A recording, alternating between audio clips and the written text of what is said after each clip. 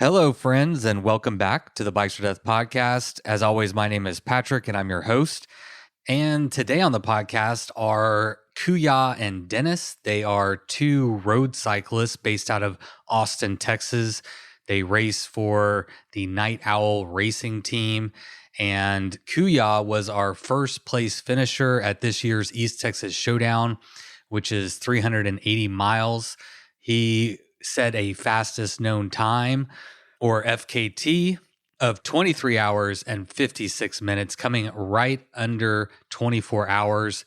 And Dennis was the second person to cross the finish line, but he did not officially place due to being disqualified earlier in his race. And there's a couple interesting things going on with this particular storyline and why I wanted to bring these guys on the podcast. I mean, first of all, they came into bikepack racing with pretty much very little to no knowledge about what bikepack racing was and the ethics and ethos and the spirit of the race. And Dennis and I had an encounter. He actually borrowed my seat post and thereby became disqualified, but that raised some questions, and we will get into all those questions and answer those in today's episode. So yeah, I mean, so the storylines here are we got a couple guys from much different backgrounds coming in as road cyclists doing something very differently and doing it very, very well. These guys are supremely fast, and they were both pushing themselves past anything they had ever done before. They were in unknown territory. It's a fascinating story. I'm so glad that they made the choice to sign up for the showdown. Them coming was not only inspirational to watch, but it was illuminating to me as a new race director on ways that I can improve and make sure that the rules and the spirit of the race and all these things are conveyed better to all people that are coming into bikepacking. And as we grow as a community, we're going to have new people coming all the time, which is great. So yeah, this was a great learning opportunity. Most of all, I just really enjoyed these guys a lot. They have a great energy about them, and I enjoyed this chat, and I hope you do too. But before we get to today's episode, let's take a moment to thank the people that made it possible, starting with our newest patrons. Our newest patrons this week are Todd Crafter and Thomas Sumter. Good. Thank you all very much for signing up. If you would like to support these episodes, you can find out how over at patreon.com/bikesfordeath. Any and all help is always appreciated, and we try to make it worth your while with discounts and bonus content. And I also started to release merch first to patrons. So if it's something that's a hot item, y'all can get first dibs on it and it doesn't get gobbled up by everyone. So first dibs on merch, all kinds of great things. But most importantly, you get to support your favorite podcast, and we thank you. All right. Well, today's episode is also brought to us by Everybody Rides with Grace. This isn't so much of an ad as it is a community spotlight. If you listen to the Shell Money episode, I believe it was like 98 or 97, it was a little ways back.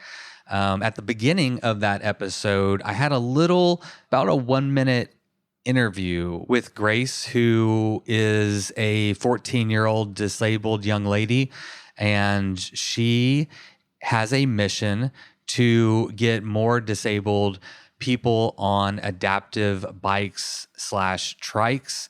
And they have developed a really neat program called Everybody Rides with Grace. And this weekend in Las Cruces, New Mexico, this is going on Saturday, June 4th. They are getting together there at the Hub Community Bike Shop. They're going to start decorating bikes at around 8:30 a.m. And there will be a parade that begins at 9 a.m. And there's a lot more information, a lot more going on, and a lot more information about what the Everybody Rides with Grace program is trying to do. I'm going to make that information available in my show notes and on the website. So if you're in that area, please make it a priority to go support this very great cause. I'm sad that I'm missing it. Grace is a wonderful person, and I appreciate what her mom, and her family are doing. And we need to show them support because all people on bikes, all of them. So go support Grace and the Everybody Rides with Grace program this Saturday, June 4th, at the Hub Community Bike Shop in Las Cruces, New Mexico. All right, well, today's episode is also brought to us by my friends over at Kuat Racks. And today, Kuat wants me to remind you about their Future Forest Initiative program. To date, they have planted close to 600,000 trees. It's 592,875 to be exact. If you go to their website, they have a lot of great information about the program and why saving our forest are so important. As outdoors people, we're often exposed to the wildfires, and it's very much in our periphery. We know about it, we're aware about it, and so we know how important it is that we are restoring those forests, not only for us, but for future generations to be able to enjoy our outdoor spaces as well. So again, you can head over to kuat.com, that's KUAT.com, and learn more about that program and see how they don't only make a great rack, but they also like to give back, which I think is great. And as outdoors people, it's great to support companies that are doing good and giving back. So thank you to Kuat. And without further ado, let's get to my episode with Kuya and Dennis, our first and second place finishers of the East Texas Showdown. Yes, Dennis has an asterisk next to his name, but you know what?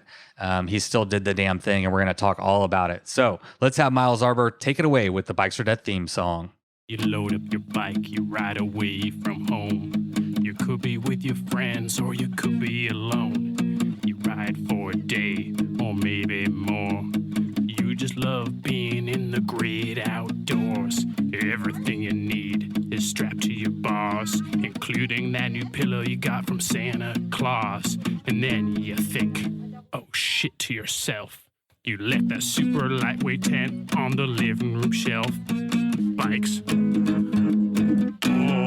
death. Bikes. Or death. Podcast. All right, Dennis, what's your name? And where are you from? And what do you do? What do y'all do? Yeah, what do you do for a living? Well, I was born in Moscow, but now we like to joke on our chat that I'm from Ukraine, because that's a big subject. But that's for another topic. But yes, I was born in Moscow, and left Russia to Israel when I was 8, with my parents, obviously, and then came here with my parents when I was I think 17 or 18. Came to Houston, and that was a big shock, from like either Moscow or Israel. It's more of a European lifestyle. People walk around, and I came to Houston. Definitely had a shock. I didn't see too many people outside. It was definitely middle of a summer, really hot, and I was doing my exams, trying to find a job, and I was like, well, look at Austin. This place looks awesome. I have to move to Austin. So I tried to find a job in Austin, and it was right before the .com bubble burst. I found a job, got in before everything went to complete mayhem, and never looked back. Stayed here. Went to UT, studying computer science. At what age did you come to Austin? I was 17 or 18. Wow. Yeah. So your parents gave you a lot of independence, or you gave yourself a lot of independence? I think I was like, I was ready to fly out of the nest. Yeah. Yeah. It was like, I need to get out. And was programming your path forward with that? Yeah. That was definitely, the .com bubble was happening back then. Everything was blowing up. So that was the good wave to get on. Yeah. And definitely got as long on as you it. didn't spend all your money on Ferraris in the first few years before it crashed. Yeah. Well, I didn't have that much money, but I definitely did buy like a really nice sports car. Got a few speeding tickets. That was definitely. When you're 18, what else are you gonna get? Like, you don't know any better. I would have got myself a bike. that was my first road bike. So like I got myself a car, bought myself a road bike over here in Austin, a bicycle sport shop. It was like a Trek 1000, and yeah. Why'd you buy a bike? Did you see a lot of people like riding around in Austin? You wanted to get in on that, or why did I get a bike? I mean, I didn't know anyone that well yet. I didn't go to school yet, and I was like, well, I loved cycling. Back in Israel, I was actually playing basketball, but over here, I didn't really know anyone, and I loved riding. I had a mountain bike in Israel, so I was like, I need to get a bike. And it's a great place to ride a bike. And I was like, well, let's get a bike and go ride it. And I did that. And then once I got to school, the bike kind of was more of a secondary thing because it was more partying and other things. You get to meet people, and it was definitely more fun things to do. But for a while there, I was just working. Before I even get to school, I was working full time, and I had a bike, and my apartment, and that was it. But once you get to school, that's where the fun was. Fun, quote unquote. Yeah. Oh well, I never went to school, man. I went to the streets and I had my fun. Well, I mean, I actually got lucky because a lot of people go through school living in apartments, and I got to experience the whole co-op culture. And there's a lot of people that ride bikes in a co-op, and there was another place that you get to experience in the cycling culture. And we had I moved from small co-ops to larger co-ops. We had I lived in a German house. It's about 20 people, and everyone kind of works. So some people do the dishes, some people take out the trash, and some people do maintenance. And same thing with the bigger co-ops, Pearl Street, we had 120 people there. Same thing. Some people cooked, and the kitchen was, commercial kitchen. We had inspectors come in. I mean, I have all kinds of stories from that place, Wow. so. So that's where you lived instead of like a dorm or whatever. You lived in a co-op. Yeah, I definitely lived the whole experience was living through co-ops, and it was great. First, it's definitely cheaper than living anywhere else, especially if you get to be an officer. I was the computer room manager officer. Mm-hmm. Got half off. So just think about it. I lived half off meant that I had a room with food for $300 a month. That's insane. In Austin. In Austin, that's insane. I mean, I'm sure now it's more expensive, but back in 2003, that was still really, really good. Yeah. I never even heard of a co-op before. I didn't even know those existed. Yeah. Yeah, some cities more than others, but yeah. Yeah, I don't know if in my small city there is one, but I guess in bigger cities where cost of living is so high, it makes a lot of sense. It's like hostels almost for travelers, exactly. Except for y'all aren't really traveling. You just want to be here for a while, but you're willing to shack up with a big room with a lot of people. It is kind of like hostel because a lot of international students, when they would come to Austin, they wouldn't necessarily get an apartment. They would look for a place to stay, and a lot of people recommended this co-op. So we'd have maybe 20 to 30% of the people that stayed in those co-ops were international students, exchange students. So they would stay anywhere from 6 months to a year. And, it's kind of like a hostel, but for a long term. Yeah, that's what it sounds like. It was definitely really fun. You get to meet a lot of people. You get exposure to a lot of cultures. The sad part, they would leave, but then you get to still make, lifelong friends. And every now and then, I still have, my friend Lars. We're still really good friends to this day. And, we go on vacations together and things like that. Yeah, that's awesome. All right, Kuya. Right, sure. So my name is Kuya Takami. So I'm from Japan. So people call it Takami Kuya back in Japan. But that's your nickname? No, I mean my last name goes first and then first name goes last in Japan. So does it really? Yeah. Wait, what? I don't have a middle name because it's also like in Japanese name. So in Japan, you say the name backwards? Yeah. I'm Takami. No, Kuya? English, you say the name backwards. Yeah. No, I'm kidding. Oh, okay. But yeah. We do a lot of things backwards here, man. Yeah. You figured that out, right? So I'm similar story. So I came to United States when I was 17 through like exchange program. Actually ended up in Wisconsin. Initially, I was planning to stay for 1 year exchange program, but I had amazing like host family, and we connected, and I had opportunity to kind of pursue like academic career afterwards. So How old were you when you did that exchange? I was 17. Okay. And I stayed for 1 year and then decided to go to college in the States after that. And that became like never ending like grad school, and actually got PhD in mechanical engineering and robotics. Oh, wow. And oh, shit. so I do coding and hardware stuff like Dennis as well. But yeah, then I got a job. I was working in DC before coming to Texas, but yeah, Texas was also another coming out of academia to actually work for private sector. So I moved to Austin about, I guess, 4 or 5 years ago now. Okay. But I grew up in a town called Toyota, like the car company. Yeah. And we actually make cars there, and probably 99% of people works for Toyota indirectly or directly. But Your hometown in Japan? yeah. Oh, wow. And it's like- So you're from Toyota, Japan. Right. Oh, Yeah. gosh. I was made into it. I was made Toyota built. Yeah. What's funny, he's not driving a Toyota, he's driving a Subaru. Yeah. So that's Is that your Forester outside? Yeah. Yeah, I just bought a Forester. Oh, that's Drove it here. great. Man, because I don't know if you saw my big old van. That's not good for gas. Yeah. But after I had a 4Runner that went away during my divorce. But so I just got a new like family car, and I'm getting 24 miles to the gallon, and I'm just like, oh, this is so nice. So I went from spacious. 12 to 24, 12 to 24 miles, and gas is insane right now. So you work with robots?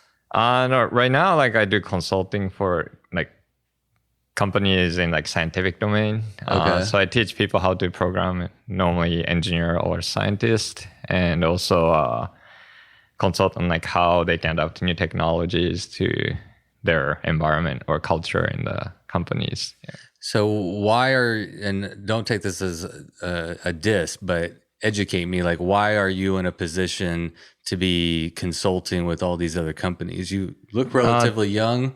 So like our company is kind of specialized in that domain. So you work for a company yeah, that does consulting. consulting. Yeah. Okay. All right. So Yeah. we're like Austin based, about like 80 to 100 people, pretty small company, but specialized in like scientific corporate, I guess, to support there. So does that explain why you've been flying all over the United States and it's taken us 6 weeks to get an interview? It was more of like bike races. But that's a better answer. Yeah, but like last month I was back in Japan for a job, and I was there for like about 3 weeks. Nice. Very cool. All right. Well, let's talk bikes now that we know who the hell we're talking to. Cool. I'd like to get both of your just cycling history. So you picked up a bike, Dennis, when you were about 18 or so. And yeah. So what was that transition for you into now you guys are on a fucking team and you're Right. serious and you're fast and you got expensive bikes? Like That helps. Yeah. Yeah. that helps. Yeah. Well, like I said, the first I got my bike Trek 1000, and I got into the co-ops, and cycling definitely took like a backseat when I went to school, and because it was a lot of I worked full time before and kind of rode my bike, and once you get to experience the fun of get some social exposure, it was definitely cycling was definitely not my priority. So we partied in co-ops and whatever we did there, and and I got interested in. I was always interested in cycling, but it was always kind of like a secondary thing until I got out of the co-op. I got a house, and I started my own company, and I realized that I need to start doing something, because like I can't just sit in front of a computer like 17 hours a day. Yes. And I was like, well, there's a bike right there, let's go ride it. And I started riding the bike again, got into triathlons. I think a lot of people, when they get into cycling, they kind of go through, like, they get to experience running, triathlon, swimming, all that, and then eventually I feel like a lot of people end up in cycling because it's the most social sport. compared to like running or swimming, where it's more individual. And like when you run, you cannot run together, like 'cause there's no drafting. Same thing with swimming.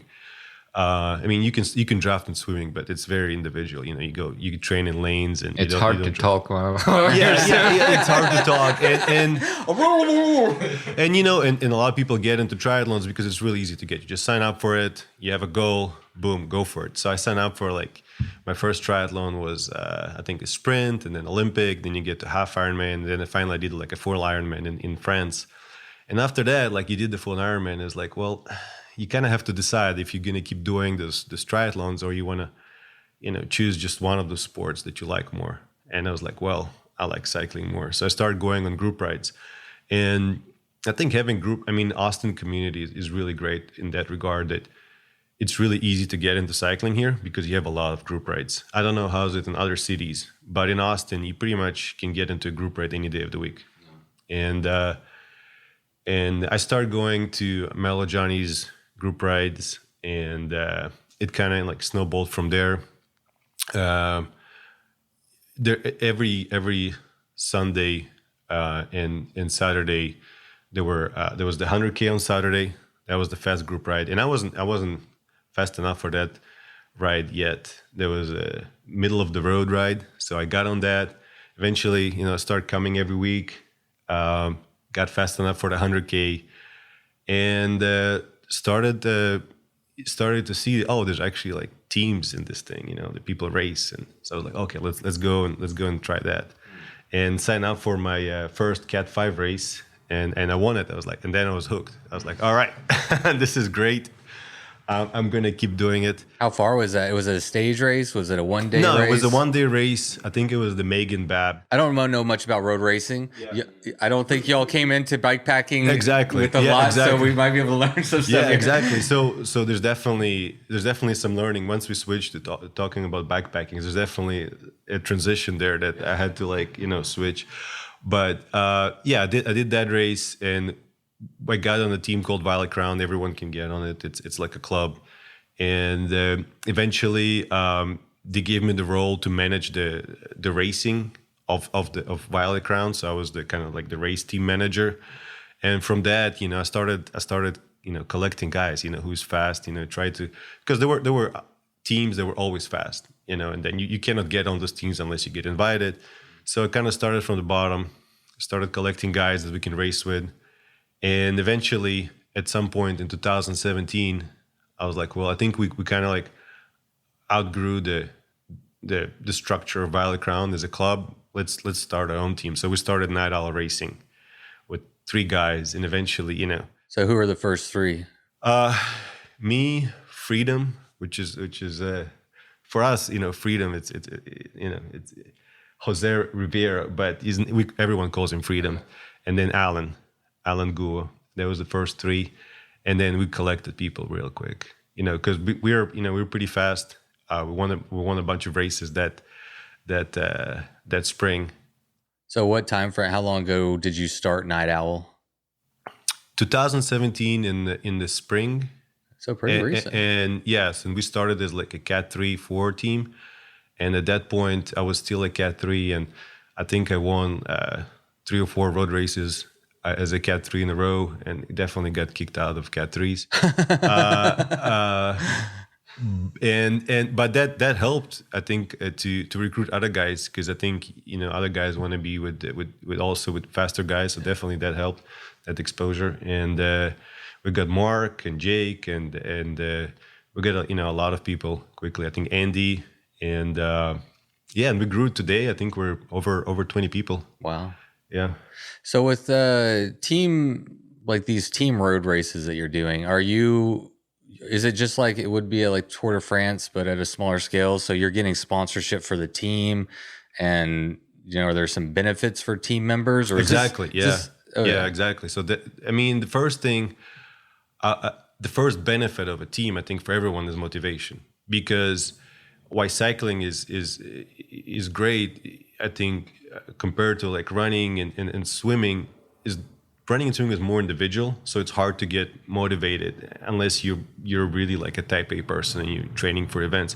With cycling, part of the team, you see Kuya doing really well. You see like Mark, you see Jake doing well. You see other people doing really well, and you want to do well too. You don't want to sandbag when you're riding with them. So everyone's kind of pushing each other in the team. You're wearing that shirt, man. You want it to mean something. You want like if Kyle Gower goes to Doom and he does well, you're like, right. Fuck yeah, now I want to do well whenever I have Exactly. Yeah. You don't want to. Yeah. Exactly. You don't want to let down the team, kind of. And in some respect, it feels like. Yeah, I bet it's the same experience in the army. I'm pretty sure. You're part of a team and you want to do well. You don't want to be like the weak link or something like that. So there's definitely the aspect of people pushing each other, and even we can talk about our team camps. That's a whole different. Kuya knows all about that, but.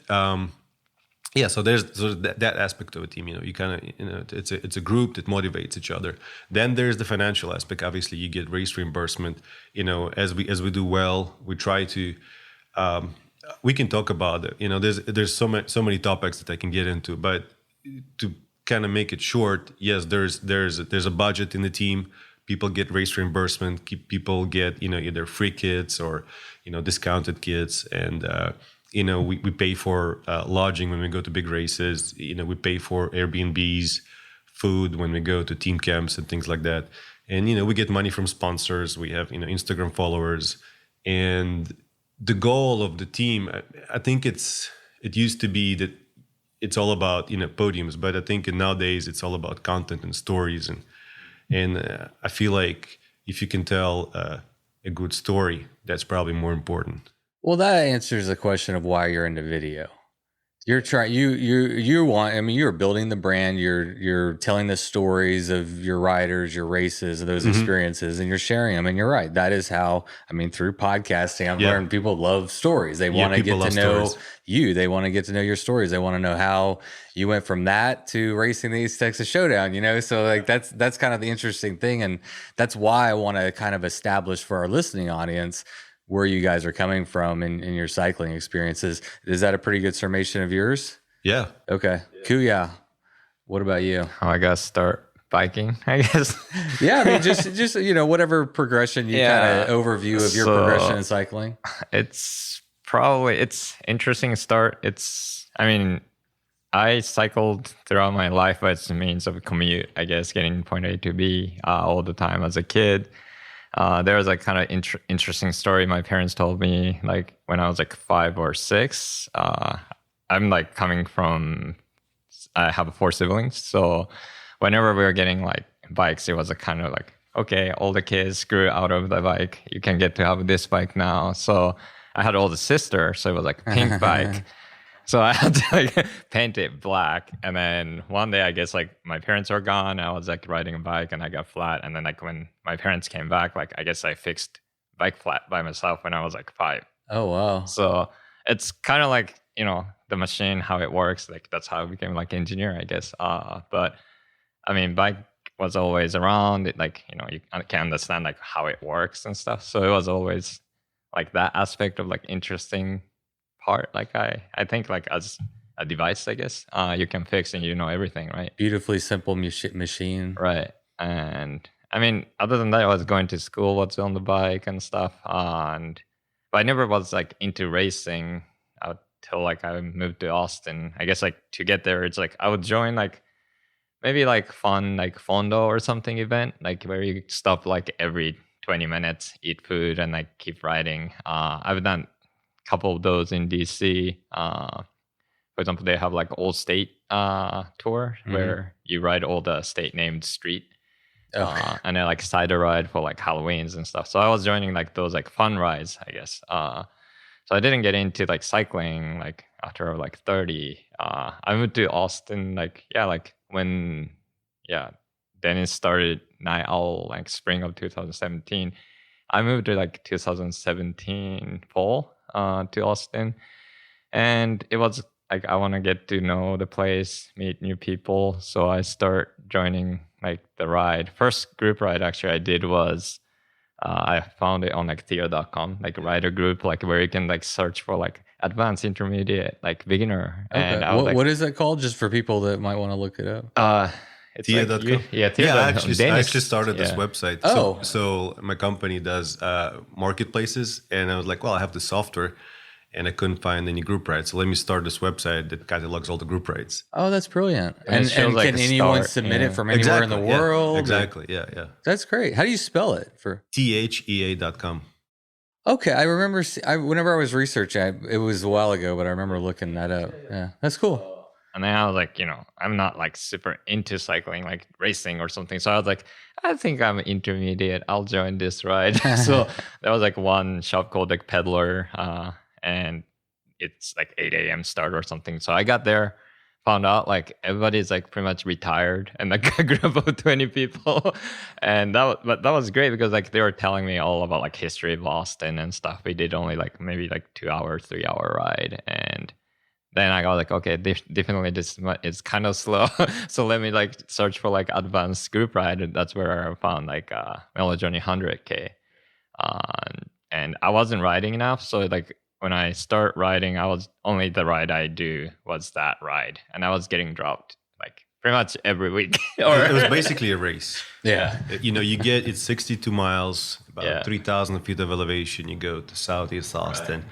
And the first couple miles, you kind of like noodle it, and then once you get on the, I think one of the roads, depending like 20, 30 minutes in, everybody's just going and hard. then it's just hammer drops, and then whoever can drop, whoever. Right. And so that's when y'all throw down and find out who's who. Yeah, you'll know. But I was You'll the one find who out. was like, pop in like from off the back, and I was like, okay, I have to start riding a little more. So it started like 2 days a week, 3 days a week, and 4 days a week. And then like, I'm like, okay, I'm not getting dropped anymore. And that's when I think around then, like Dennis was like, I think one of those like 100K ride.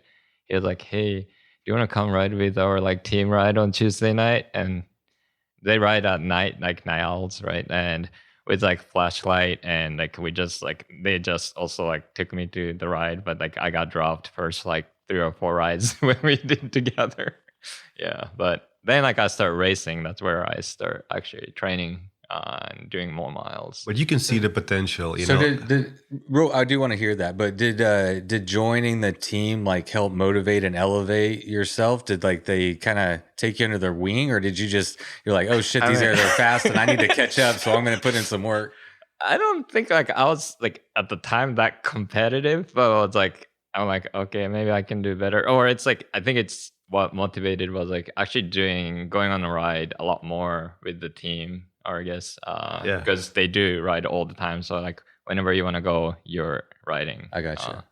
So yeah, that was, I think you were going to touch on it, but the question I was going to ask you is, maybe one, why did you find Kuya? And I don't know if you applied, but how do you select the people that you want on the see team? on the you see like our team, the criteria how you join. We're very inclusive, and it's merit based. We're not trying to like, oh, he's my friend, let's let him join. There's some of that. Obviously, you want to be compatible. You want to be friendly. But majority of the time is like, oh, this guy has potential. And usually, like with Kuya on 100K, I mean, you can see like from 1 week to another, like how somebody's progressing, or just knowing the history, like, oh, this guy just started riding and he's already like smashing everyone. Or like with Mark, it was, there's this guy that comes on group rides in a running t-shirt, and he's just smashing everyone up the hill. I was like, okay, this guy hasn't been riding for a while, and he has a lot of potential. And usually a lot of people, I didn't know actually initially, but once people join in to tell their history, a lot of people have history of running or competitive sports, or it just happens that way. Yeah, I think you're right. I think competitive people, or people that seek out adventure and hard things, I mean, they do it in all different kinds of ways, and we've just all landed on cycling right now. At this point with your team, you're at 20 riders. It sounds like, and you can educate me, but it sounds like you're kind of, when you would go on group rides, you're kind of recruiting and you're like looking for potential. Yeah. So now at this point you have 20 riders. Are you still doing that? Or you of course. You still go on group rides? Cause I was envisioning a scenario where you're only doing night owl rides. Now you're only riding with a team, which could eliminate you and prevent you from finding new talent, but you're still out there. No, we're still very open. We had, how many new guys we don't joined really this have year? Like team, right? Well, we go consistency.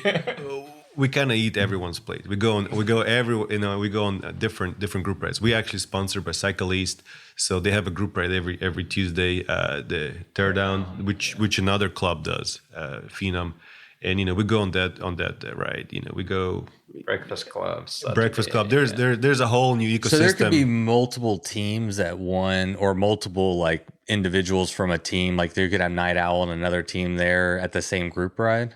Yeah.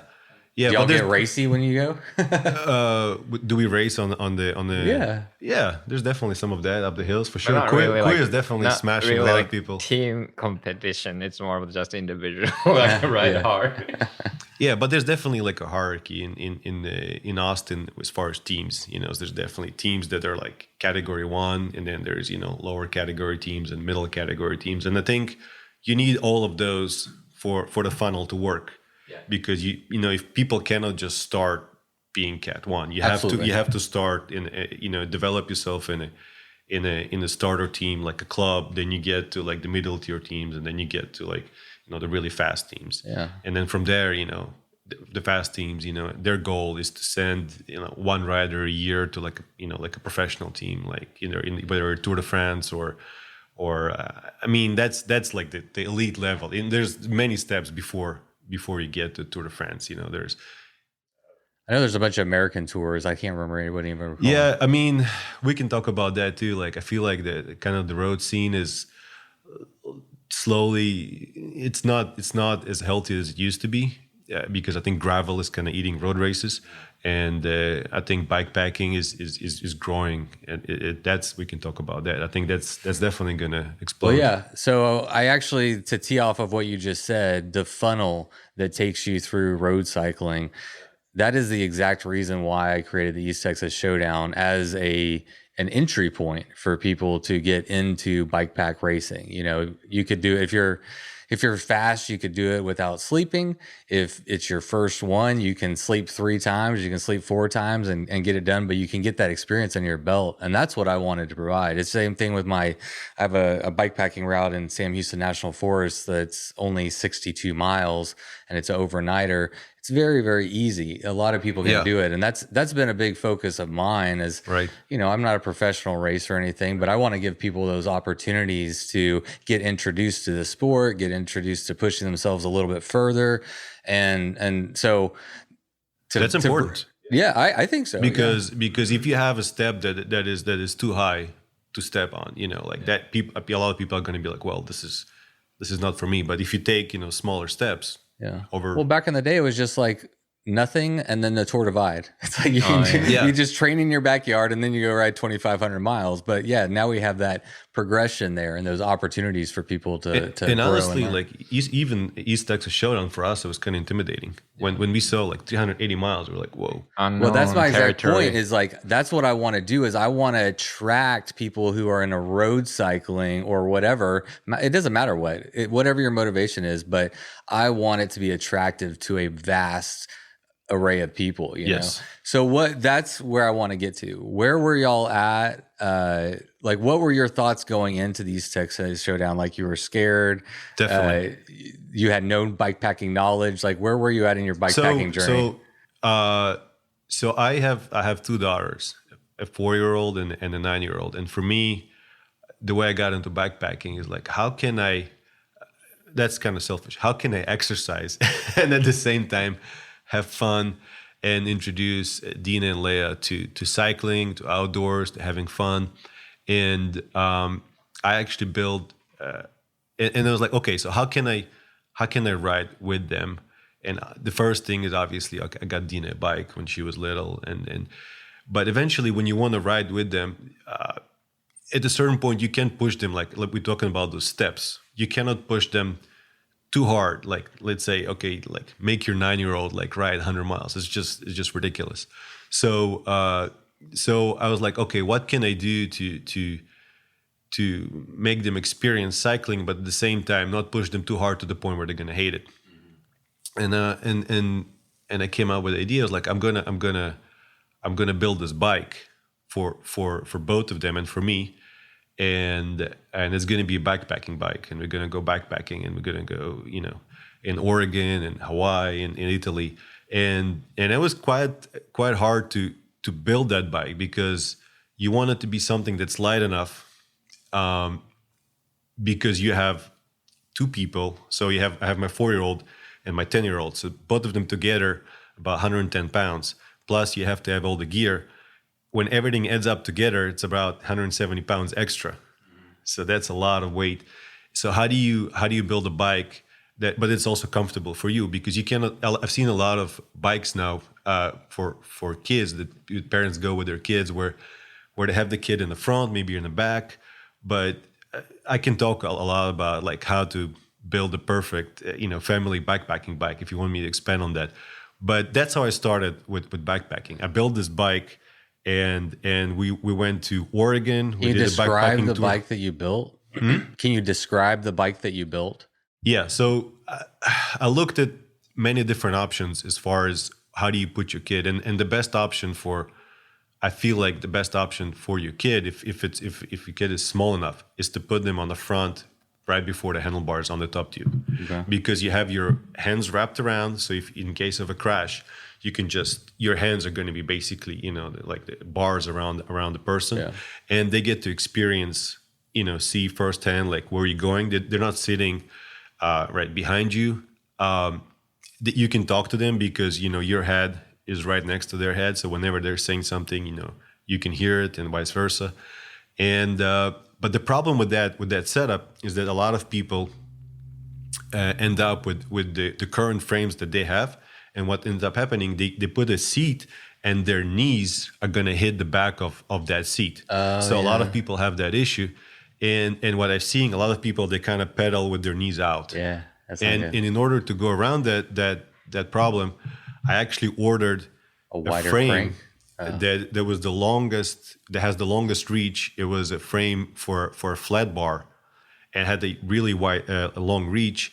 I put the seat as far forward as I could, and then I put a really short stem. So I had to get a different frame that's really really long, has a really long top tube to allow my knees to actually track up and down instead of in and out. And I actually rode that bike with Dina. I did Tour de Sugel. I heard about that when she was 4.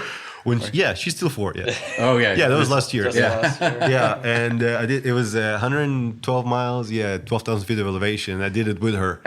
The other key is having the right gearing. You have to have the right gearing. A lot of people will start either backpacking or riding the bike with the wrong gearing, and that's a big no-no. You have to have gear that you can spin going up a hill. Yeah. You don't want to grind up a hill because that will just destroy your knees. It's especially important for long distance events. So have you heard of my Texas Kid Packing Jamboree? I did, but we're actually going to be out of town. We're moving it to the second weekend in October. It's October 8th and 9th now. We had some things come up personal that I'm not going to get into, but we just couldn't make it happen in June. So I think it won't be as hot, but I'm big into getting kids and families on bikes. I mean, I want to create a whole nonprofit around doing exactly that and creating those opportunities that you're talking about. So yeah, we could talk about that forever. But what I'm thinking on that is you should go, maybe we can get you involved in because one of the things that we're going to do is a bike Kid Packing 101 class. I'm going to teach a section. I have a tandem. So I have a 12 and a 5-year-old daughters, and I have a tandem bike, and my 12-year-old is on the Stoker. And then I have the trailer bike thing. It's not a trailer. It's the one she rides. I can't remember the pull behind bike. Trailer bike. Yeah, trailer bike. And just attach that to the back. I'm getting some custom bags made for it right now. And I mean, it's so much fun. And I love having my kids in my control. Like I don't want them all willy-nilly over the cars and Right. through, like I want to, I'm a Right. Papa Bear, like Right. I want to know how fast we're going. I want to be in control of the brakes, all that stuff. It's dangerous. Like, let's say when we went to Italy, we went for Italy for a month. We just brought 3 panniers, my bike with the trailer bike and Christina's bike. So it was basically 3 bikes, well, 2.5 bikes and 3 panniers. And we just rode around Italy for a month. And some of the roads over there really narrow. You get cars coming in. Switchbacks. yeah, it's insane, but it's beautiful. It's experience of a lifetime. But you have to have some sort of control. You cannot have your 10-year-old just going on their own over there because Amalfi Coast, that was insane. And the other thing is not danger is you're going to wear your kids out, right? If you're trying to make it easy and fun, like, I'll carry the 170 pounds. Y'all just sit back there and watch nature and enjoy the views and whatever. Yeah. So for those reasons, those are pro tips. I think we can pin that one and talk about, I think we should do another one and talk more about that another time. Cause I'm big into that. Yeah, for sure. So but your entry into bikepacking was through just traveling with your kids and doing it with them only. So signing up for the East Texas Showdown, how familiar were you with bikepack racing? Zero. I had no idea what I was signing up for. I think I signed up first, and now like Dennis, and then you're like, oh yeah, I'll sign up. I think some of us mentioned that race. I think Jake mentioned that race. Hannah, like Alicia and Kyle Gilbert, like they did it, and they were talking about it. Like for me, was like they were talking about it and stuff, and I was like, oh, I gotta sign up. It was a great motivation to train. We actually I designed our Night Owl kits. So if you see our kit, it's basically symbolizes a sunset. So you got the bright colors, and then it goes to darker and darker. And I designed in a way that it symbolizes sunset because we knew that on the East Texas Showdown we're gonna have to ride through a sunset. Oh wow! So we knew that we're gonna ride and sunrise. See it all. So I was like, all right, that kind of came, inspiration for the kids came from that idea that we're gonna ride through the sunset. The kids turned out great, by the way. Yeah, they're great. Yeah, definitely bright. That's another goal. You want to have something that's really bright, so for safety. Yeah. I don't like black kits. They look really cool, but for safety reasons, that's a big no. Plus, we live in Texas and it's hot as fuck. That's another huge issue. Yeah, I mean it is. I went riding 2 days ago in the middle of the day, and I mean it's just hot. Yeah. All right, Kuya, what about you? What was your bikepacking race knowledge leading up to? It's kind of interesting because I received that Dennis is trying to make kids do things. I received actually my dad. Like I kind of was just thinking back, and I'm like, oh, have I done like bikepacking? Like I actually did bikepacking first time was like I was 3rd grade, and I wasn't attached to bikes, so it was like a normal bike. But it was from our town to Tokyo, which is about 300 miles. Whoa! And it was like, okay, we're gonna go to Disneyland, but you have to ride there. So we carried all like pads and everything, like I don't know, like in the panniers and stuff, and it took us like 5 or 7 days.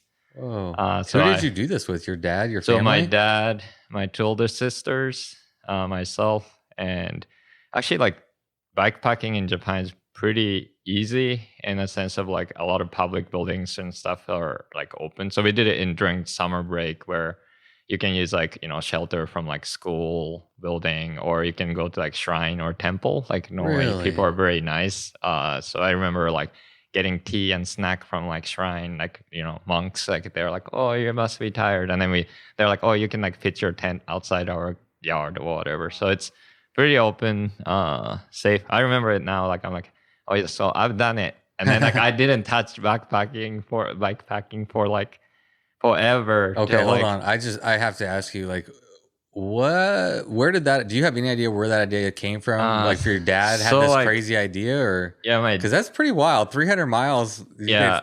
All your kids. I mean, we were just talking about kid packing. Yeah. But, so my dad is. How old were you back then? 3rd grade. So 3rd grade, 9. So 8 or 9, yeah. Oh my God. And all that, like everybody had to carry their own stuff. So this is next level. Yeah, this is next level for sure. I remember, so my dad coming from like, he's track and field, trained in college, and he was doing ultra marathon by the time I remember him, and so he's been always active. And I don't know where the idea came from. I mean, having a lot of kids, so 5 of us, and normally we wouldn't get everything we want, right? Because it's just so many kids. But I think it was just our parents are kind of trying to provide the experience to kids. So we wouldn't get newest games or whatever, but they're oh, we can go travel to Europe or travel to India. So they would do a lot of big family trips like those, and also some kind of okay, now we get to go and camp here, or bikepacking, I guess, for this case. And we did maybe couple other ones where we did a little bit shorter, 3-day bikepacking when I was 4th grade. But yeah, I guess that was first experience I guess I had with bikepacking. But I don't remember that much. I mean, it's a long ago. Yeah, it's impressive. I mean, yeah. And your sisters too? You said they were older than you? Yeah, my sister, 2 years older, and that's amazing. Another 4 years older. You're a natural talent. Or I don't know. Or got the genes for it. I was fooled. And your dad is talking about adventurous people. Your dad was an ultra marathon runner. Man, that spirit to just move and try things hard and not be afraid to take on a really crazy challenge. Yeah. Well, it's kind of. I think Dennis is now doing that now because he's running with his daughters at night and stuff, and that's how I was growing up. After dinner or whatever, we'll go on 30 minutes to 1 hour run all the time. So I think that base training for 20 plus years paid off. But yeah, nice. And then okay. So after that, I think I remember backpacking was maybe a few years ago. I tried to do that in Japan also. But I just didn't know, and elevation change in Japan, temperature could change quite a bit, and I got very cold, and then I bailed out and got on the train, made the shortcut. But then this East Texas Showdown was another thing of we never I never rode more than 170 miles on the road, and also 100 miles on gravel. So. It was unknown territory for us. That's so funny. That's beautiful about Japan and Europe is the trains. And I think it's huge for backpacking because sometimes you just want to ride this beautiful stretch of road, but you don't want to go 200 miles on a flat, between them. And in Italy, you can do that. And the last cabin is for cyclists. They have the bike racks over there. So all the cyclists congregate in the last cabin, and it's kind of a social thing. It's a hostel for and you're going from one city to the next because let's say you want to take a shortcut, you don't want to ride because it's not the most scenic road, and you get to experience other people, you get to talk to them, And I think it would be really cool if we had that in the United States, where you can take a shortcut between 2 stretches of road that we have that up north. Do you know about that? There's a train. They actually have bike tours and stuff to go off it. I looked at it briefly years ago, but it's up in the north of the country, and it goes east to west or west to east, and you can get on and off at various points. And there's Amtrak, or I don't know.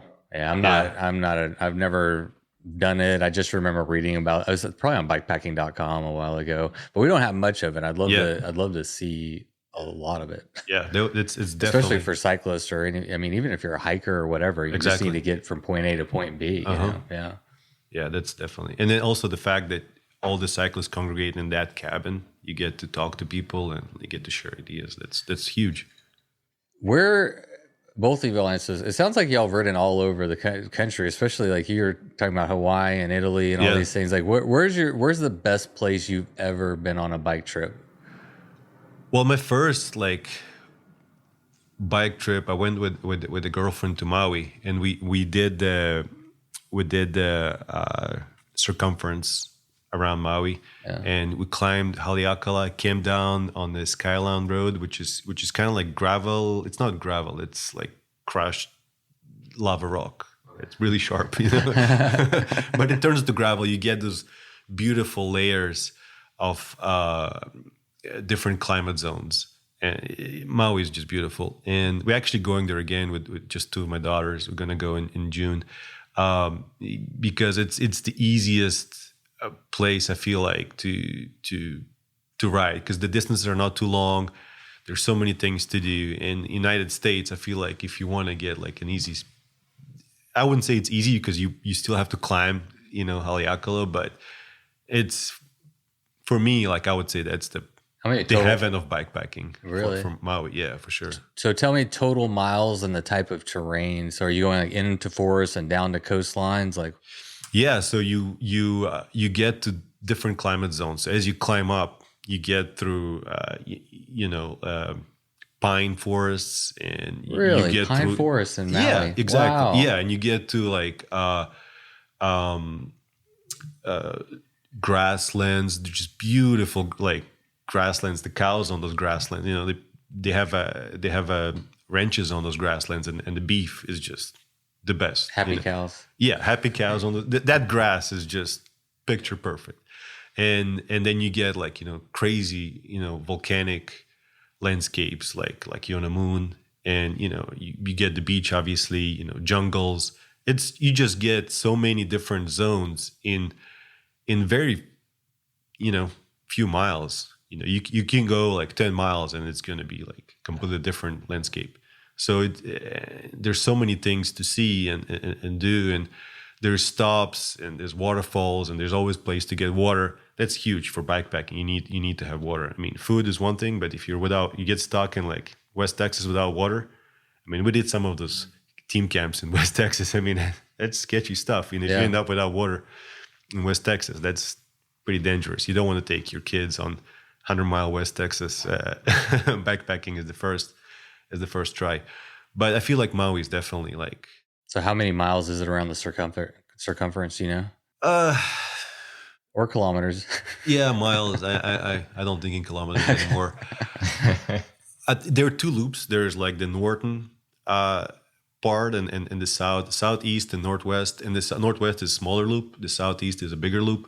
And you climb. I think it's maybe like 300, 400 miles, something like that. All right, you're selling me. I'm gonna Google this after the interview. Yeah, I'm into that. I've only been to Kauai, which has to be a kind of similar.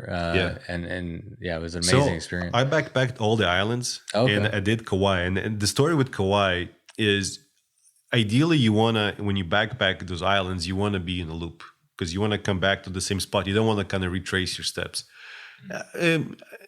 At first, it adds mileage, and if you're in a loop, you get to see new things. And with Kauai, as you climb towards the Nepali coast, if you go clockwise, then you end up in a cliff. And we actually we're me and my friend, we're like, well, how about we'll try to go around Kauai. It's basically, the road is like a C shape, and then there's Nepali coast, and maybe we can find a road. We went through, I think it's called Alawi or Alaway swampland, and there's a trail, and we basically disassembled our bikes, put them on our back, and we try to see if we can connect the roads. And what ended up happening is we came down to the end of the road, and there was just a cliff, and it was like maybe 1,000-foot drop, and we were like, whoa. No, there's no way to connect. Beautiful view. There's no way to make it a loop. So that's the only issue with Kauai. You cannot make it into a loop. Versus Maui, you can make it into a loop. You can actually make two loops. Oahu, too many cars. It's just not. I mean, it's not great for cycling. Big Island is great if you're without kids, because the distances are a lot larger. Bigger distances, and you have to ride much longer between water stops, and the distance between different climate zones is also larger, and you have a lot of area where you it's kind of monotone, and also the vegetation. There's only certain part of the island where the vegetation is developed over there. The other parts are fairly new because it's the newest island. It's still active. There's a volcano over there. It's also beautiful. So I would say, if I had to backpack on the Hawaiian Islands, I would say Maui is number 1, Big Islands 2, then Kauai, then Oahu. You have a true adventurous spirit, not because of the places you've been, which speaks to that, but because you're the type of person that will look at a road on a map and say that doesn't connect, but I'm willing to dismantle my bike, ride to the end of the road, dismantle my bike, and walk off into the fucking forest just to see. Just to see, yeah. That's adventurous. That's true adventure. You know, that's when you don't know what you're getting into and you're just going. It's pretty cool. I mean, nowadays with GPS cell phone, it's easier than old days, right? Yeah, I mean, he's not Columbus out there. Yeah. But we got a few more fancy tools. But people don't do that a lot. You know, it's why routes are so popular. It's why you have a website that teaches people where group rides are, because those barriers to entry, like most people want to just like know what they're getting into. They want to know where they're camping. They want to know where the resupply points are. And taking that next step to just literally walk off into the unknown with a dismantled bike on your back that's what people don't often do. They talk about adventure, but that's real adventure. Yeah. Well, now I can't do that anymore with 2 kids. Like that would be stupid. Hey, that's a good point. I had motorcycles. I had a motorcycle company whenever I had my first daughter, and as soon as she was born, I never even thought about it. I just couldn't ride again. I just like looked at them, and I knew all my friends were dying or losing limbs or whatever. I'm like, I just can't ride that anymore. But I don't think you have to know, because there's so many great resources. Like you said, like the Radavist, there are a bunch of routes over there, backpacking.com. I'm always on that website looking at the map. Like, where can I, when's the new route going to get added? And I love all those routes over there. Oh, I agree. They're great. And and they're also just a guideline. I think oftentimes, you can modify those routes, and I do that too. So what were y'all's goals going into the East Texas Showdown with no experience? And Kuya, you start this one. And no experience in, no experience. You were the most experienced person in the room at 9 years old. No, but I was like, I'll just introduce and, never know how to do it. Like, I mean, a lot of people are like, I was just listening to like who has done it, like backpacking things before.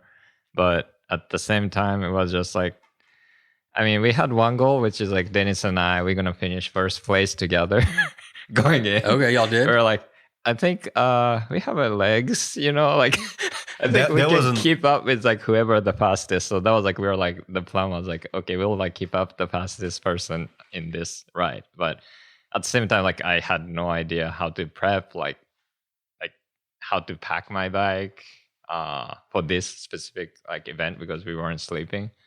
But yeah, it was like very unknown territory, and obviously we didn't prep as well as we thought we could be.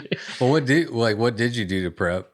Like, did you research? So I mean, it was. You just like, there's the route. I read like fast. One comment. I've only read 170 miles, so I'll just go fast. People are like, oh, just bring extra brake pads. That's like only one thing. I was like, okay, I should do that. But other than that, was like, it's just like was just so like unknown.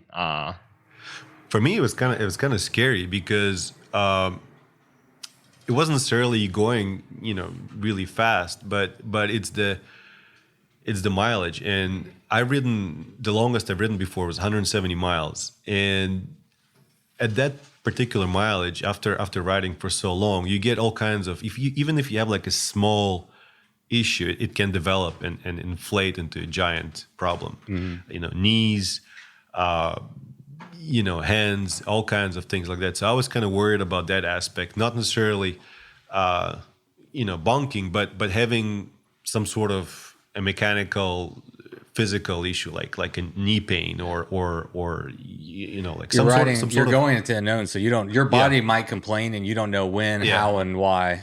Exactly. Well, and I was also joking that there's gonna be some dude. Some old dude that's gonna kill us with a bag of dried cranberries. And actually, that's a funny story, because we had a dude in Austin. They would surf the weather. And let me explain what that means. So there's this dude, Andre. He was actually also Russian. Crazy dude. I mean, the stories you hear from him are just insane. But he would ride an old, beat up, like 1980s down tube shifters, steel frame with tubes wrapped around the handlebars instead of bar tape. Just crazy dude. But that's how I would describe him. But he would love to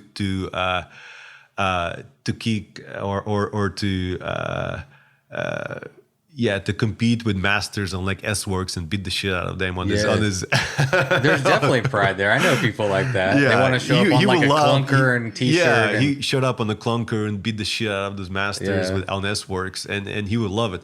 But another thing he did, he would surf the weather. And for example, in Austin, we had a lot of storms that come from the northwest, and you get that front where the wind is, and so he would ride north.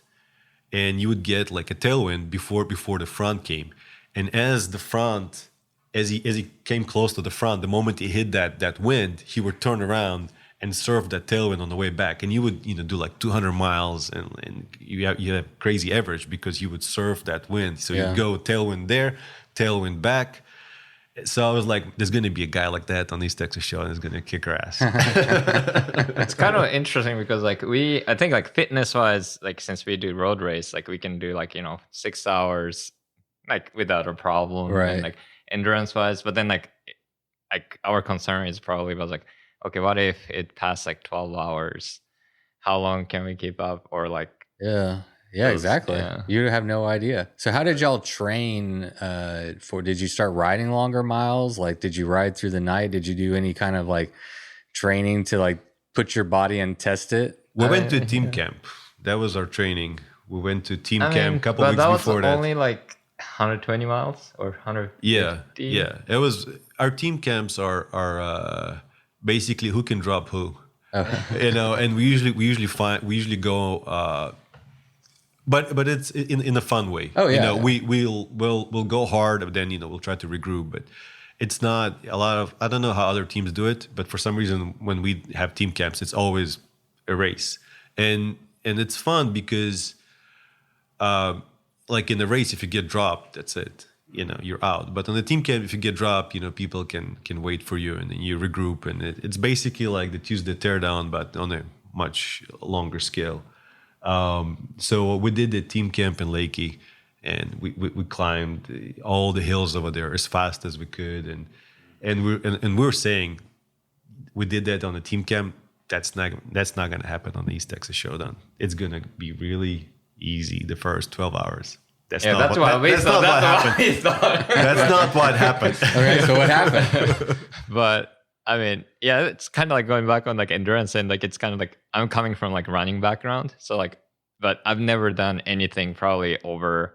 I mean, once I joined my dad doing an ultra like 7 days run, but like it's also was like 350 miles or something like that, and I did part of it, and I run probably over like 11 or 12 hours in a single day, but like other than that, like I haven't done that kind. And then like going into like East Texas Showdown at the start, like I mean, we can talk about how we started. Yeah, you can go for it. So, I mean, when we were like, since everybody's so nice and laid back, we were like 8:00 start, but they're gonna just chill, easy roll, right? And then like we were kind of taking our time, like packing stuff, and then like people are like kind of moving away, and they're like getting into like start line, right? And we were still like packing stuff, and I saw like everybody kind of moving, so I start riding over, and I didn't even have my route loaded yet, and I think Dennis has the same issue, but I saw the tail end of people leaving at 8 on the dot, right? And I chased them hard, but Dennis, on the other hand, was looking for like meal to finish for the breakfast. Yeah, I was like, we said the first 12 hours, I figured like everyone's gonna who is insane to go and start smashing at the beginning of a 380 mile ride? I didn't think it's possible. I think people are just gonna take it easy. They're gonna start easy, and I'll be able to catch up with them. They're probably gonna just have like a big group ride, like a bunch of people, and they're all gonna just start easy. And we at the beginning of East Texas Showdown, there's a restaurant over there, so we ordered food, but a lot of people ordered food over there in the morning. So because a lot of people ordered food at the same time, it took quite a bit of time to get the meals. Next year we're gonna have prepared food ready. We're just gonna do like different burritos that are just ready, and you can just grab them and go. We're not gonna do that because we learned that this year. We learned a lot this year. Yeah. No, there's definitely suggestions that we can talk about it for sure. But I was like, okay, I need, I ordered food. I'm not gonna throw it away. Let me finish it. So I finished the food. I get out there and I'm like, oh, it's already like 8:05. Okay, I don't. It didn't even load the route like Kuya said, and I just asked you, and that's another thing we can talk about. Like, how do you, as far as the solo thing, how do you interact with people outside, and outside the your race, and I think I asked someone where everyone went, and it just pointed me that way. So I just tried to going that way while I'm trying to load the route, like where the hell I'm going.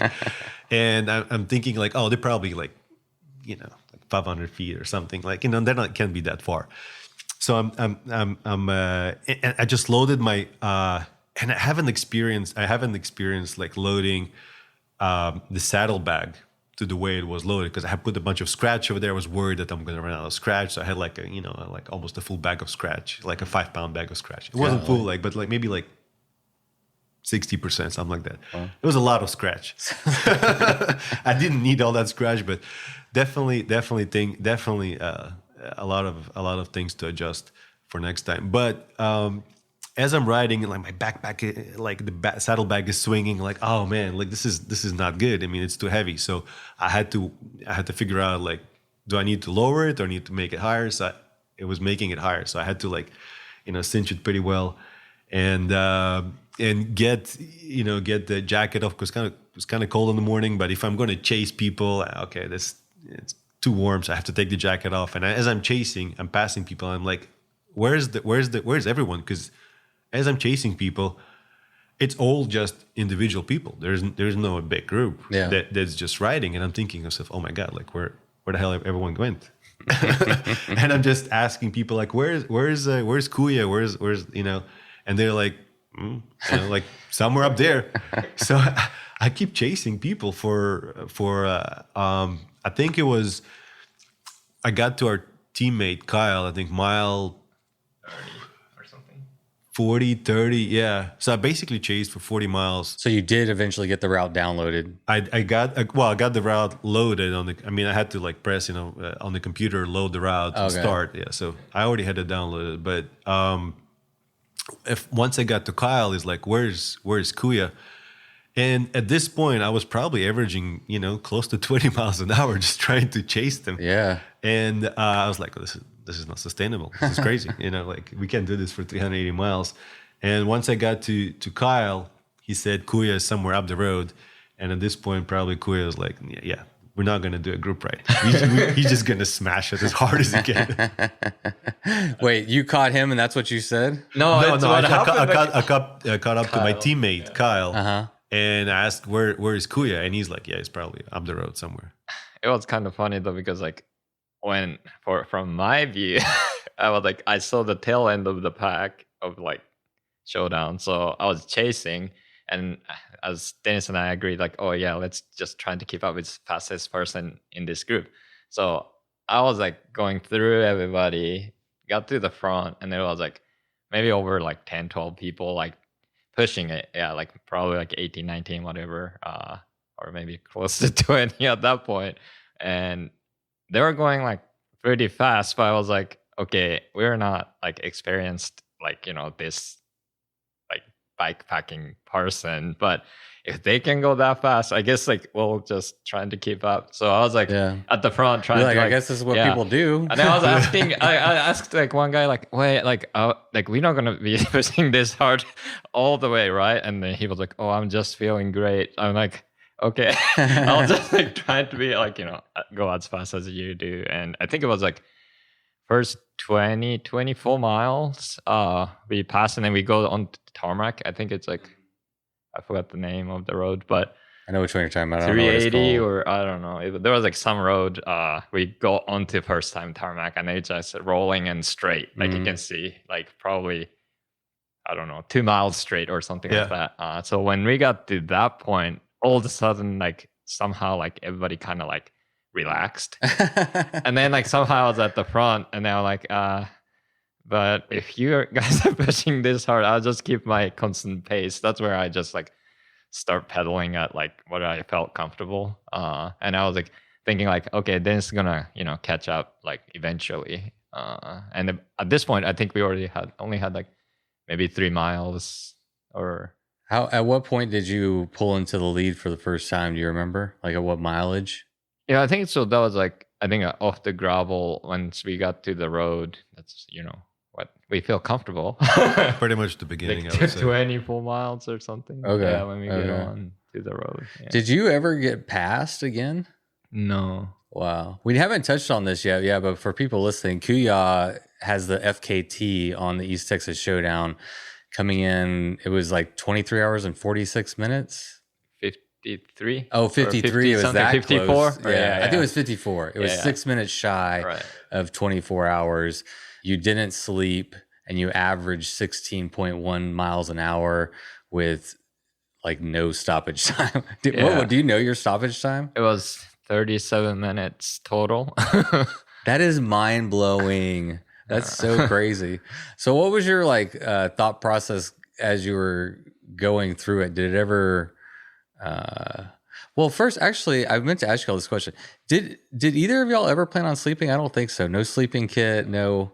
We carried like those like emergency pack, the little silver small, emergency pack, but no sleeping bags, nothing like that. Just literally for emergency. Yeah. No plans of actually sleeping. And then like, oh, it's extra weight, and they have not like really like, I don't know. I think like going in, I think we were thinking like it's gonna be. Well, we're the night owls, all right? It would be embarrassing if we went sleeping. That would. We'd have to take your jerseys away.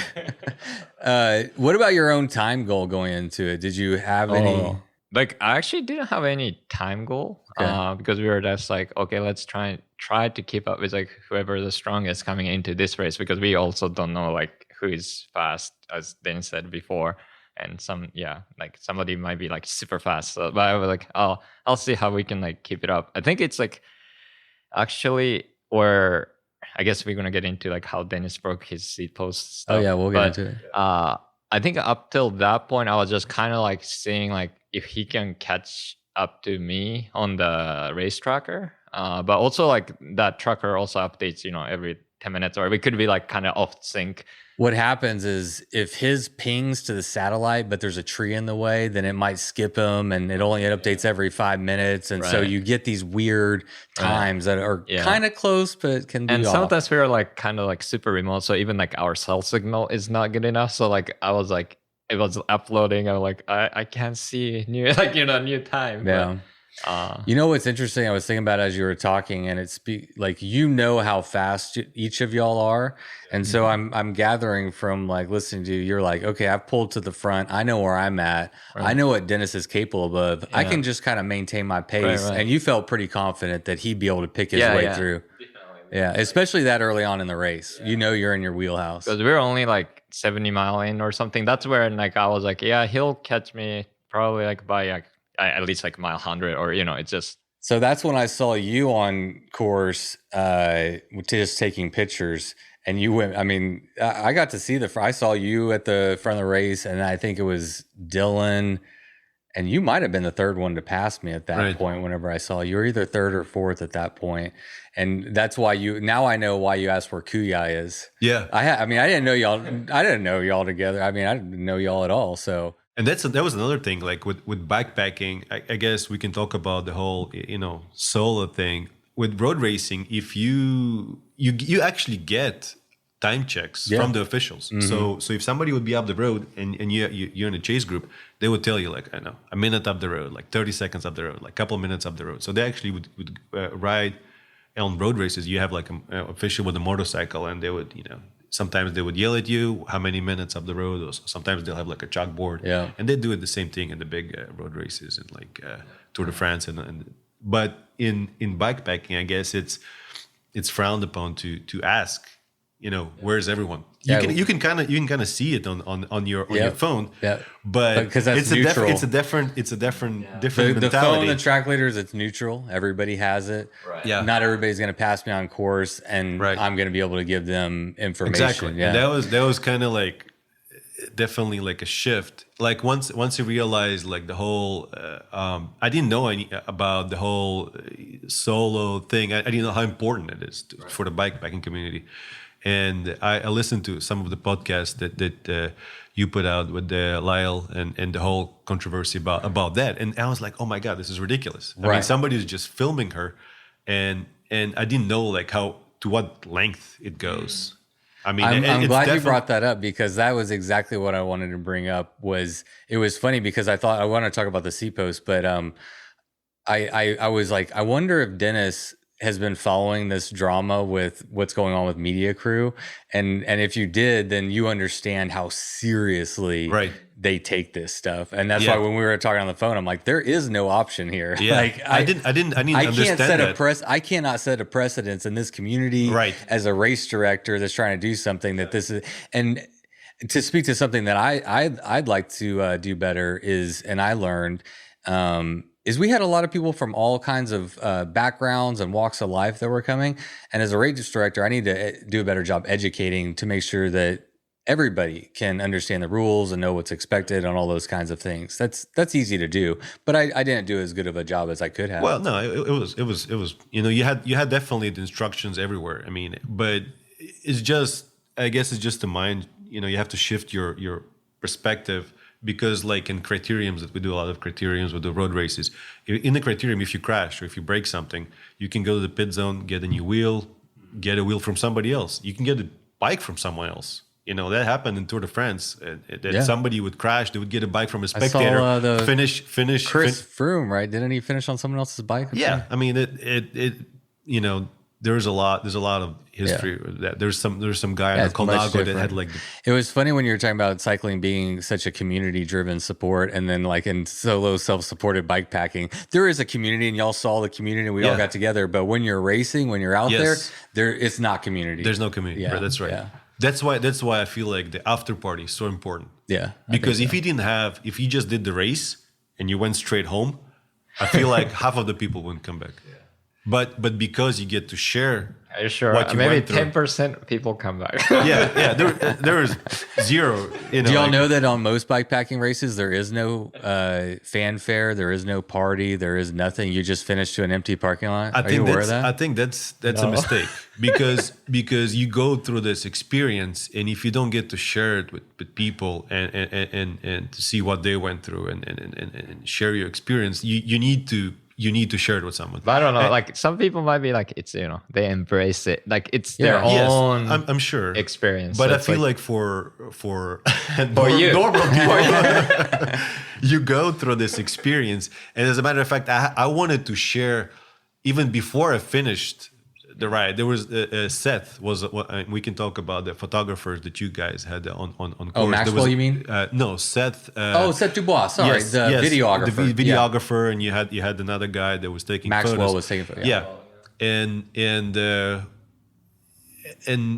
after being by yourself for like up 12 hours, you know, being someone who lived in co-ops, I need, you know, people to talk to. Like it's hard after 12 hours not to like, you know, not to talk to someone, especially the ups and downs that I was going through. It was really good to talk to Seth, you know, capture whatever he captured on camera. So when I was riding through the night, I was hoping, you know, Seth is going to be there around the corner, maybe standing with the car, but I understand the guy needs to sleep. But it was definitely, the nighttime riding was definitely very very lonely for me. But the way I went around this, I mean, I guess you guys had also some options. You could call people. You had a phone number where you can call and leave messages. The way I dealt with it, I would record video messages on my phone and send it to the team chat, and then eventually I had enough content from those like video recordings that I made a little clip about, you know, the experience. But yeah, definitely, I mean, I can talk about like the difference between like bikepacking for fun and bikepacking racing.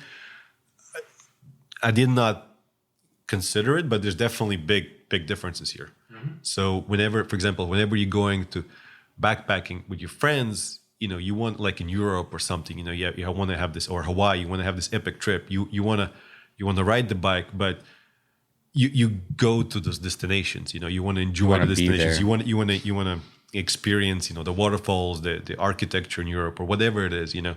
With racing, you want to be on your bike as much as possible, and it's kind of, I didn't understand how important that is initially, but that's basically, as long as you can stay on your bike and pedal, that's how you get to win races. So you have to stay the least amount of time as possible in gas stations or filling water and all that kind of stuff. And I feel like planning for that, having less downtime, it's super crucial for racing. I think Dennis stopped like over 2 hours. Yeah, once I realized. So we can talk about. Well, real quick, 37-minute stoppage time. You were fast too. That actually, did everything right. But stoppage time is the thing. Time on the bike. That's the one thing that you have to dial in if you want to be successful on these long events. Yeah. Let's talk about the saddle. When did you break your saddle? So the bike. And where were you in relation to Kuya? Did you ever? I was very close. Okay. So at one point, when I broke my saddle, I looked on the tracker and it showed me ahead of Kuya. It wasn't true because he probably missed the point. The satellite didn't upload for him, but I was really, really close. I think it was like mile 70. At this point, we're averaging. I think when the saddle broke, I was doing like 19.6 around there. So with extra weight on the bike, we're cooking it. And the way I wanted the bike to be, I knew that 380 miles is no joke, and I need to be as comfortable as possible. And since then, I actually made some upgrades. I can talk about those upgrades, what I'm going to do for next time. But I wanted aero bars, not because it's aero. I mean, aero is really important, but also because I know that if I'm going to be in the drops all the time, trying to be, as efficient as possible, and it's going to destroy my wrists for that long. So I needed another position, and the aero bars definitely saved me from having all kind of nerve damage, because that's a huge issue that can happen. You actually get nerve damage in those events because you push yourself. It's quite common. People finish Tour de Vai, you can't use your hand for 6 weeks. Yeah, I mean, your mind can push yourself to extremes, but your body, there's a limit on. And if you have too much pressure, eventually, it's going to damage the nerves. Yeah. So I knew that I didn't want that to happen. So I want to have aero bars, and that worked perfectly. I didn't have any type of palsy or any type of nerve damage in my arms, shoulders, nothing. So that worked out perfectly. But I knew that another thing I wanted to have a comfortable saddle. So I had the nice cushy saddle, but I wanted to have a seat post that would flex. And so I had that Canyon seat post with the split in the middle and basically like two leaves, and they flex back and forward. And that kind of makes the going over bumps on gravel a little bit easier. The problem is it's probably not designed for extra like 10 pounds of heavy saddlebag on the back going through washboard. Yeah. So at one point, and I'm 195 pounds, 6'4" guy, you're a big dude. heavy dude. And at some point, I'm you're riding, not heavy for your frame. You're a big guy, but you're not heavy. Well, yeah, we can. So I'm riding through that washboard, and I'm not exactly sure. Maybe I took a wrong line or something, but you hit a bump. You hit many bumps, and that saddle, that carbon saddle, just snapped, and my saddlebag. I mean, I was lucky that it didn't go through my butt. It could have been really bad, but it snapped. There were still some carbon fibers that. They were attached, but basically my saddlebag was rubbing on the rear wheel, so it snapped. Maybe like 90 degrees, and it was kind of like, I was catching up with Kuya, and then this happens, and it's like out of body experience. Like, oh my god, I can't believe this just happened. I'm looking at this and I'm like, I literally cannot believe that my seat post is snapped in half. Yeah.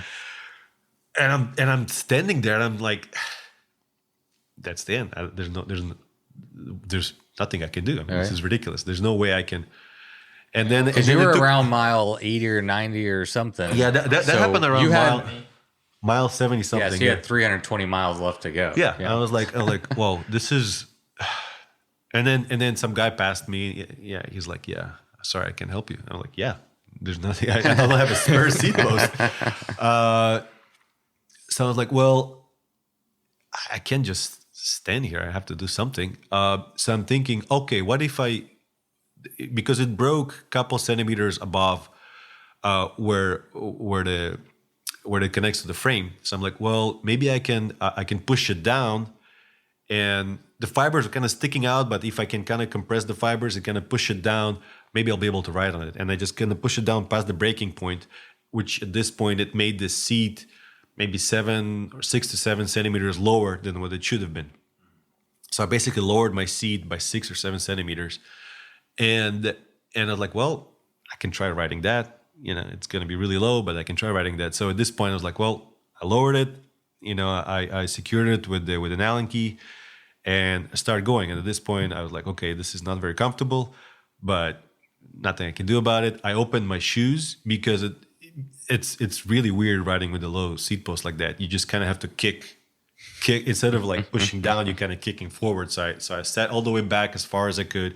I opened my shoes so I can heel down as much as I could. So this way it lets the top of your foot come up a little bit. Yeah, it makes my exactly. So if I heel down, I can kind of kick it forward. And I started riding like that. I was like, it's fairly uncomfortable but fairly happy. And at this point, I was like, well, this is okay, but there's no way I'm going to finish another 300 miles like that. This is ridiculous. So I call one of the numbers you guys gave to leave a voice message or whatever you're trying to make some content with that. I was like, well, maybe somebody's going to answer. I'm going to give them a call, see what they can do. So I called, and one of you volunteers replied. She said, "Oh yeah, maybe Patrick might have a seat post," and I was like, "Great," And then she said, "I'll give you a call back," and I keep riding, and then eventually I think we connect, and I think you say or she said to me that she's going to meet you on the road. At this point, we're getting close to mile 90, I think. We stopped at I think it was a dollar store, and you had a bike. You had a I think it was aluminum Thompson. Like that thing is bomb proof seat post. I was like, all right, this thing is great. It's not gonna break on me. The only issue was that my seat post was 2 centimeters setback. Yours was 0, so definitely different setback. But whatever, much better than kicking the bike forward. 2 centimeters forward versus 8 down.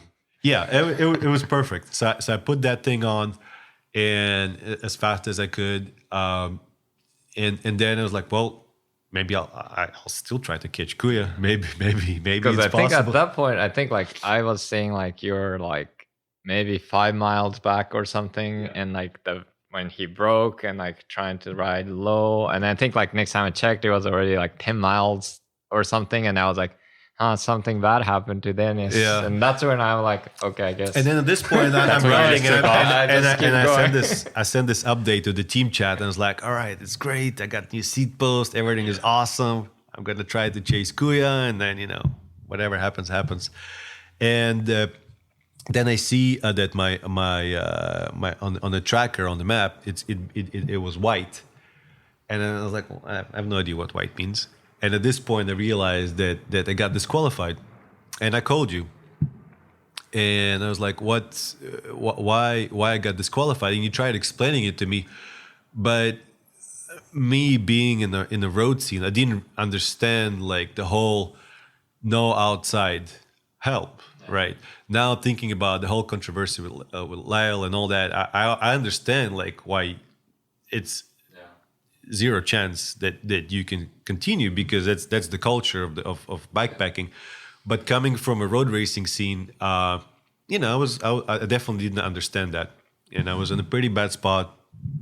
And I was pretty frustrated. And Can we pause right there for a second? Because I would like to apologize to you for how I handled that situation. Like, in fairness, it was a rather heated conversation. It wasn't full on scream match, but we were both a little fired up. And I was not an excuse, but man, I was fucking stressed out, like running a race, wanting it to go well. I had another guy in the car with me that I just picked off course, and people are dropping because people went off too hot. And I was overwhelmed, and I handled that situation very poorly. And I do apologize because that's not in character for me.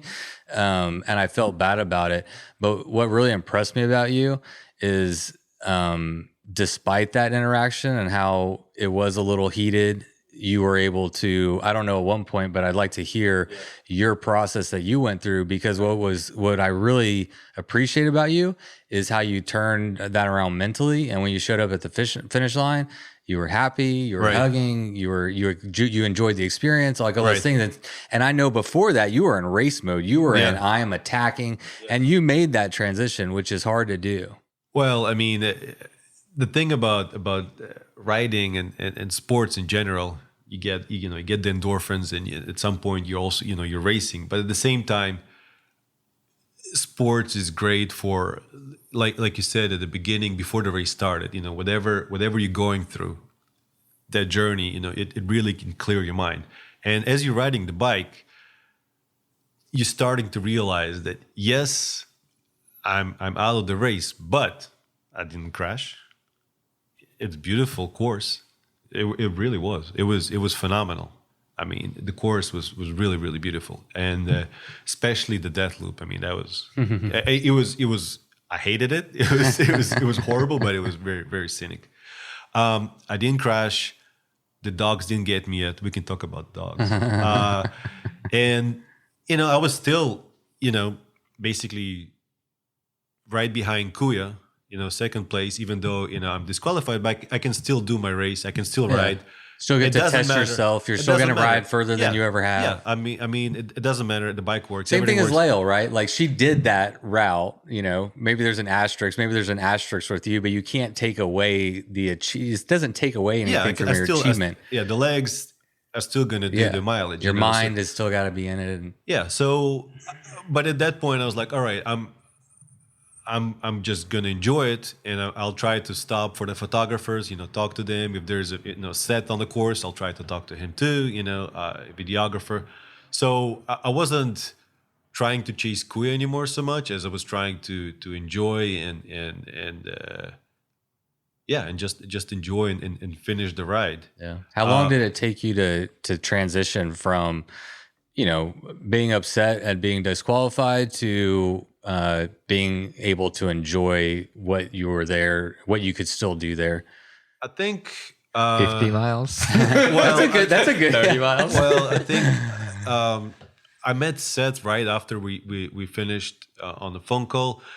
So at that point, I kind of could vent to him a little bit. I heard about that. but Dennis, he's like, you want some content? I got some content for you.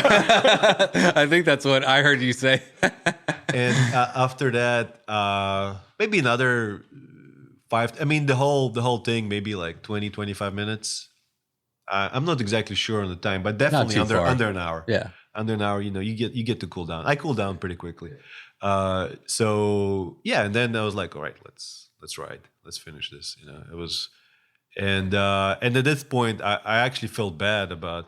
I mean, I didn't say anything bad to Seth. I just said like, I don't even remember what I said, but I was like, well, something about the seat post.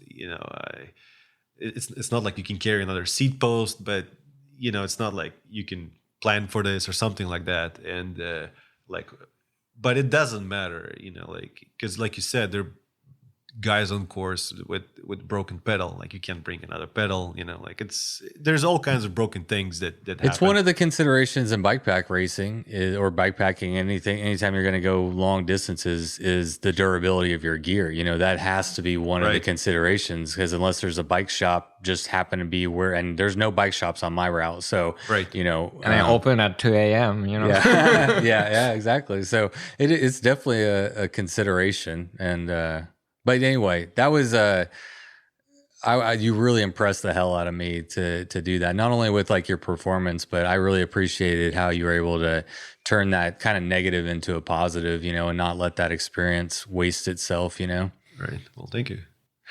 Only negative is he didn't catch up to me.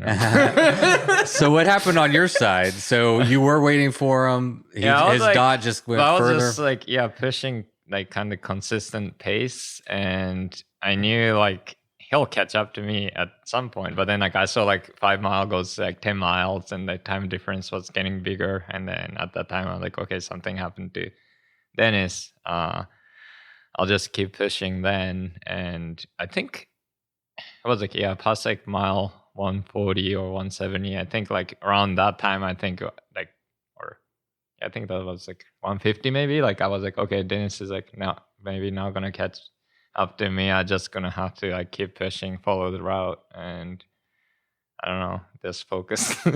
So what was it like to be at the lead by yourself? I mean, Dennis was lonely in the dark. You have to play like all these mental games with yourself, right? Like to just keep going, keep pushing. Yeah, it was kind of interesting in the sense of like I didn't even know like you can track. Like, I mean, I knew like you guys are tracking like real time, but we can also see like everybody else on the course, and that definitely changed the race more like interesting in the sense of like, okay, nobody's catching up to me, or like, Dennis is not like catching up to me at this point. So, but other than that, I think like I'm pretty like good at like focusing on like just cycling and just looking around and just keep going. And I think I talked before, but I think like I think around like 70 something, I stopped for water, and then like 140 or 50, and then I stopped another one for like 200. But then like after that, I didn't even get water for last 180 miles. Wow. So it's like, but definitely like at night was like interesting, but like I think like when mentally I just dialed in and just focused and kept pushing, was like, like once Dennis was like, okay, not gonna catch up to me. Are you able to like tune out pain a little? Can you just like focus on the task? I mean, I didn't really. You didn't have any pain? Like, I mean, definitely like after the ride. Well, you're also powering through fatigue, right? Yeah, mental fatigue, physics. Definitely like it's. I mean, tough, like long hours, but at the same time, like I think like. Only part it started hurting was like, my back got sore a little bit, but I don't know. I guess I got lucky that we were talking about it on the way back, because we saw people coming back on Sunday with blisters and just the amount of pain people went through to finish. It was insane. I mean, they were definitely pushing themselves, to the extreme. And I feel like me and Kuya were like, well, I don't think we quite got to that extreme level of pain. Definitely not Kuya, because, like he's he's got the 80-year-old, backpacking genes, but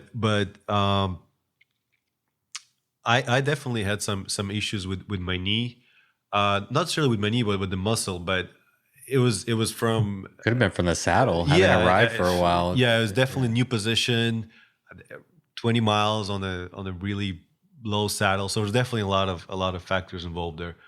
But I think what I'm learning, I think you're a social person that got lonely at night. You're not. I'm like, I don't have to talk to like as many people as soon as Dennis is like for probably like 2 hours. He's like, oh, I need to talk to someone. I'm like, I'm okay with like 2 days, and then maybe I'm like, okay, I have to talk to people. And honestly, that's a trait that plays very well into bikepacking. People that do this solo self-supported that might finish to an empty parking lot, and they don't need the party. Right. You know, they're fine to like finish an open parking lot. Maybe they'll post on Instagram. Maybe they won't. Right. They go home. They're like, yeah, I did that. You know. But, I mean, I guess not that antisocial. That's the extreme. That's the extreme. But like, I'm pretty good, I guess, tuning in, like, or like just like, you know, observing like surroundings and just like for that moment, be like, I'm going to do this hard thing for right now. That's all I'm doing. I'm focused on that, and everything else. So, not really worried about it. It wasn't necessarily also like you're riding at night and you're by yourself. I mean, because you can be at night by yourself. It's not a problem. It was the cold. It was. So Dennis needed warmth. Yes, it was. You know, there was a lot of factors that definitely. And it was me wanting to, you know, kind of like when I saw you guys in the morning when I passed through that, you know, to finish the death loop. I mean, I talked to Seth again, and it was great. You know, like you get to kind of like vent a little bit. I guess I felt a little bit lonely before going to Deathloop, and I didn't see anybody else. When did you pass by? Was it in the middle of the night? No, it was like, I guess it was middle of the night. Yeah, it was dark still. Okay. Because when I was doing like half part of like Deathloop, that's when sunrise came, and that's when I'm like, okay, I'm awake again. So I'm awake again. We would miss people going on the death loop. I tried to cheer people on, but with the spot tracker, like all of a sudden you're like, oh fuck, there they go. God damn it. Yeah. And you just miss them, and it sucks. I was remembering as you were talking, you didn't run aero bars. And you also remind me, but you did something with I think you carried like all of your food or something. Right. So that was trick. One of the big tricks. Yeah. We're going to tell everybody now. Sure. What did you do? Yeah. The trick was just next year you got to do the trick and be faster than Kuya though. Yeah. So I did like, I don't know. I mean, obviously there were like a gas stations and stuff when we could stop by, and there was a restaurant people recommending to like stop by on the route. For me, I just wanted to just like, I don't know, eating like what I know already. So I followed like, sometimes I make rice cakes for bike ride, and like EF Education First one, like they have like video and like their recipes, and I did like modify a little bit so it has like a little bit more caffeine or something like that. But I made 4 pound of rice cake. I ended up just eating 2 pounds throughout the race. But that's like, did you dump any, or did you have the extra 2 pounds whenever you finished? I brought it back, and I'm like, okay, next year I'm gonna just cut in half. I did that on my first race. I weighed everything I didn't use, and it weighed up to 5 pounds. I was like, okay, there's 5 pounds I didn't need to take. Right. So it was like, I mean, that 4 pounds contained like 2 pounds of like cream cheese, which kind of got to me like, I don't know, after a while my stomach is like, okay, too much oil for you. So I was carrying also like, I thought like I would pop like gel every hour. So I carried like, at the time, like we were thinking like 30 hours, I think at the beginning of the race. So it's like, I carried 30 gels, ended up only using like 12 to like 15 or something like that. So I carried all those with me. And so that like, I don't have to, I only stopped like one grocery store to like, I think that was the second stop to fill water and like get something to drink. But how many water bottles were you carrying? So I was carrying 2 water bottles, and I had Camel bag. Oh, okay. 1.5 liter. Okay. And it's like we did actually like team like sweat testing for the one of the health like, LVL, yeah, LVL before, and like I already knew like I sweat like less than like average people or something like that. So like I mean I'm small to start with, so I could like I didn't need as much water. And I think so that helps me to like not look for food because I had the food with me all the time. Definitely like I had to pack it different ways. So were you prioritizing speed, or were you prioritizing sticking with food that you were familiar with? What was your reason for carrying all your food? I guess since I've never done this kind of event before, so I just wanted to like I don't know, eliminate all the uncertainties, because like a lot of people like actually had like queue of like where all the stops are and where you can get water and like all that, like a gas station and such. And I'm like, oh my gosh, I'm not ready, or like I didn't prepare for that. So I was like, I mean, only like packed my bike the day before, or like, so I was just like unprepared. So that like made me like, at least food, I know I can just survive with this many calories. And That's incredible, man. That is so funny, Kuya. like really funny. We were scared of not knowing, so that's why I just like Yeah, but it turned out to be a great race strategy. yeah, Like, I guess. Yeah, if you can eat a lot of rice. I mean, if but it, like the other thing as we're talking is this is one of the advantages of going fast. You're not coming back with blisters on your hands. You can, pack everything. You're like, okay, I don't need as much stuff. I don't need as much water. I don't need all, because I'm going fast. I don't need all that stuff, which is one of the things I like about the route. I hope it attracts people that want to push themselves through the night and just go fast and not take anything. But it's also accessible for people who go a little slower. When you're talking about it, you almost seem like it was super easy. No. Was it hard? No way. you're making it look very easy. So No, tell us something hard. Hard was like, I think, up to mile 200, like I think around mile 200, I got like last water, not knowing that all the gas station would be closed after 10 p.m. or whatever. It was very early. And so from there on, like I couldn't get any water for that 180 miles. So I survived on like 1.5 liter plus 2 bottles. And I mean, but every time gas station light is there, and also like they never turn off their like open sign, and I get close to the gas station and then realizing it's closed. You're so excited. Yeah.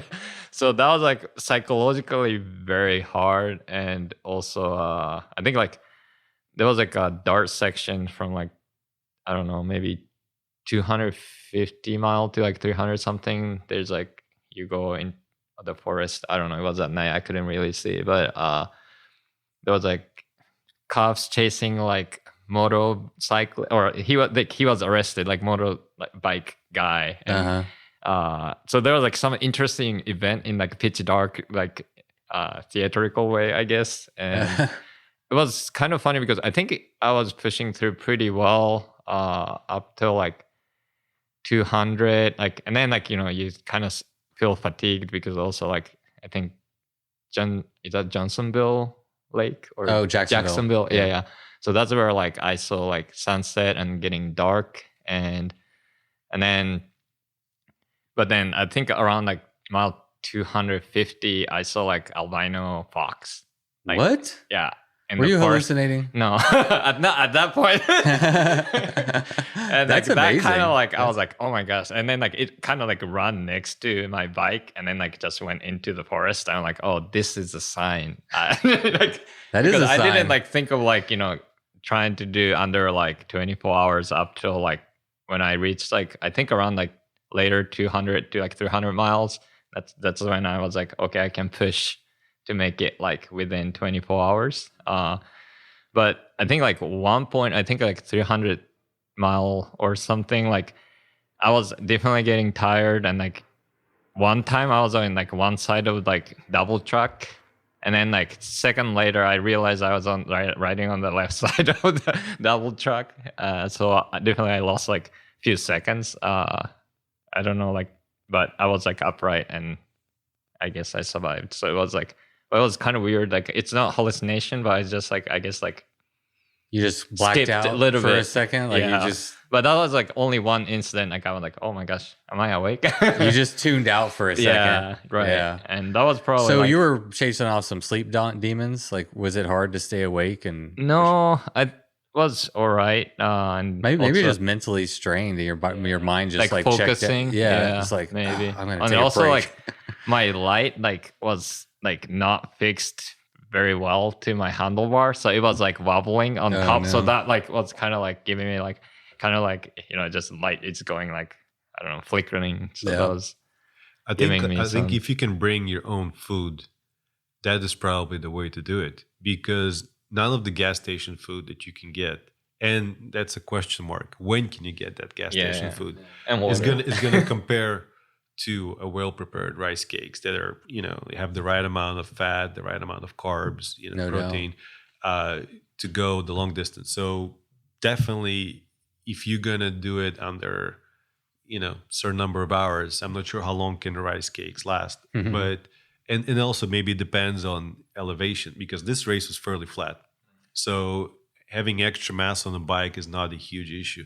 I mean, if it's going to be like a doom Yeah. race, if you're going to bring a lot of You extra got to weight, consider the calories that you're going to burn to carry the calories up those hills. right. So there's definitely consideration of how hilly the route is. But for this route, the ticket is for sure to bring your own stuff. The thing for me was, I tried to find like a Mexican restaurant. That was my dream. I want to stop and get some like Mexican food.